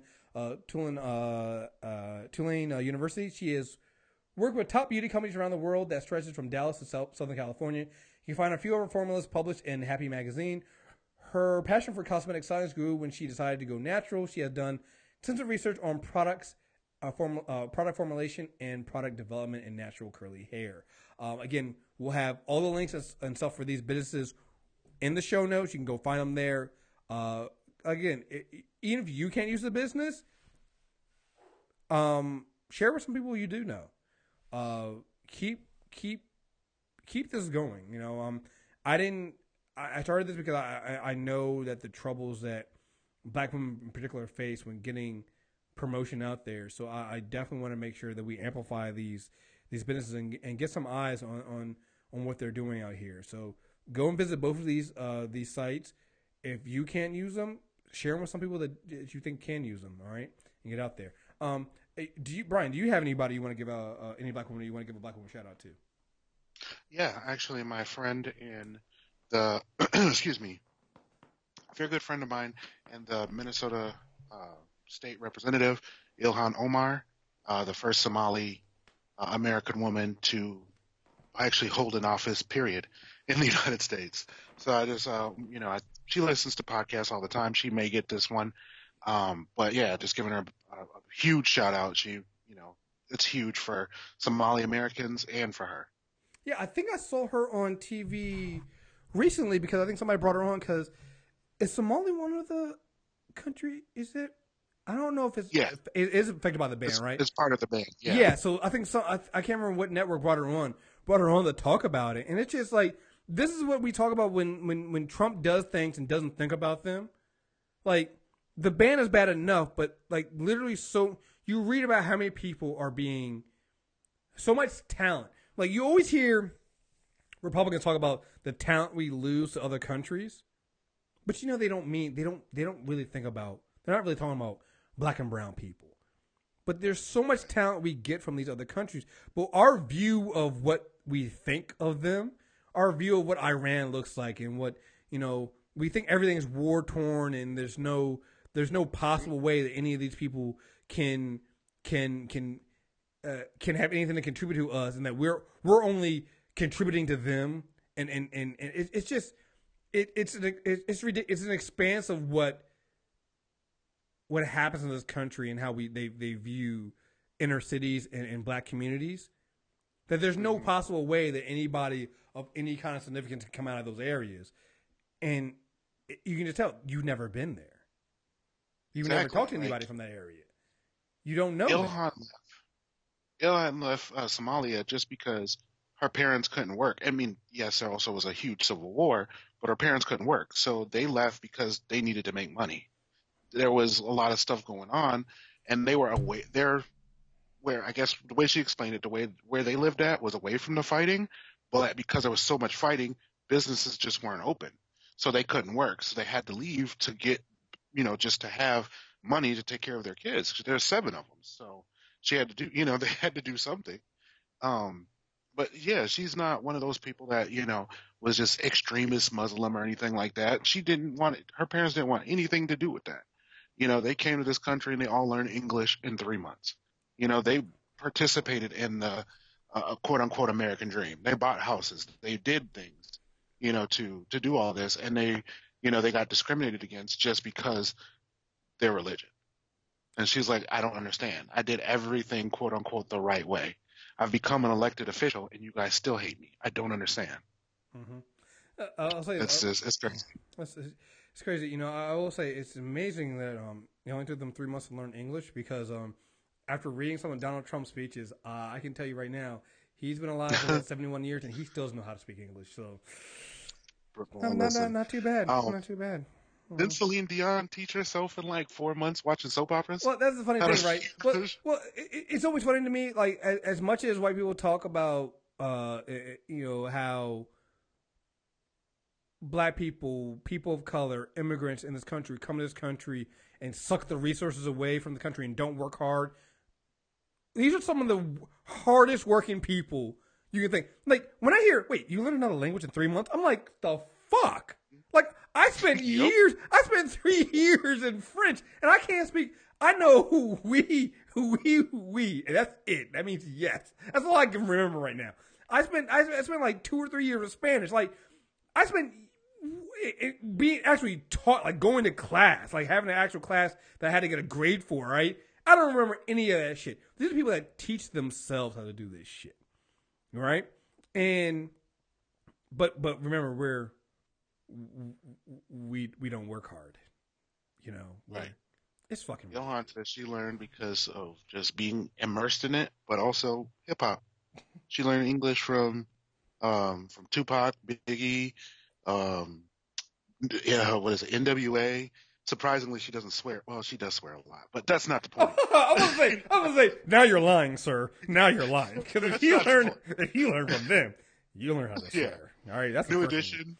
New Edition. She says she learned English from just listening to music. Oh, that's awesome. Like this, I know this woman personally. Like she was in my sister's wedding last year. Oh wow! It's just dope to see that she's like made it from just coming from there all the way to the top. No, that's awesome. And she's still going. Yeah. I mean, it's just a shame that people that have worked so hard and have literally done everything that is required to be considered American, going above and beyond that, right? Because what you have to do, you have to go. If you're not white in America to be considered a real American, you have to go above and beyond, and even then, you're still not considered a real American. When they say about real Americans, they're not talking about us. And I really want somebody to start calling that shit out when we talk about it when you see it in the media, because I'm tired of hearing about real Americans, but somehow my black ass ain't included as a real American. So anyway, right. This one became an elected official, and she's still not a quote unquote a real American yet. Right. Mm-hmm. Like y'all voted for her. What more does she have to do? Right. So not have dark skin. That'll be a start. All right, man. This is a long episode. Made it for last week being a little short, but I got my juice back. I got my energy back, able to get it. We got a long show in here. Brian, thank you very much for joining me on this one, man. Thank you for sitting through this. Tell folks where they can find you out and how they can reach you, man. Yeah, you can find me on Twitter, cubicle_BC. I just talk about random shit, retweet a lot, and just have a lot of fun. Make sure you guys follow Chris, though. So his tweets, especially like right around mid-morning, you could tell when he has a break at work because it's amazing. Because it's like between like 9:30 and like 11:45. It's just like he's calling out all the stupid shit. It's great. I'm not gonna lie. It's basically I haven't been doing work at work. I literally have not been doing shit at work now. I gotta find a new job. I gotta find something else to do. Like, maybe I'll talk about this next week. But I gotta move on, man. I don't know. Like working in my industry under Trump is just something that I'm not, and around racist white people. I'm just not even racist white, but just oblivious white people. I can't really do, yo. It's just driving me fucking crazy. But yeah, man, it's been a lot, man. It's been a lot. So anyway, folks, thank you very much. MTRnetwork.net. Get used to using that because again, like I said, April we're gonna switch over officially. Have the date. I'm hard date. We're gonna do it. Search for Insanity Check on iTunes, Stitcher Radio. Super Tuesday Recap also got all our shows. Super Tuesday Recap, Character Corner, Unanimous Decision, all of them there. Search for on MTR Network. Get the MTR Premium stuff. I know tomorrow we're doing Super Tuesday Recap for Arrow and Legend of Tomorrow. I watched them right before I came on here. I think that's why I have so much energy. Fantastic. Both of them are fantastic, and I can't wait to talk about them with D-Palm tomorrow. So again, folks, guys, thank you very, very much for listening. Support us. Support all the black podcasts, all the podcasts of people of color. And until next time, we'll be back next week. Peace.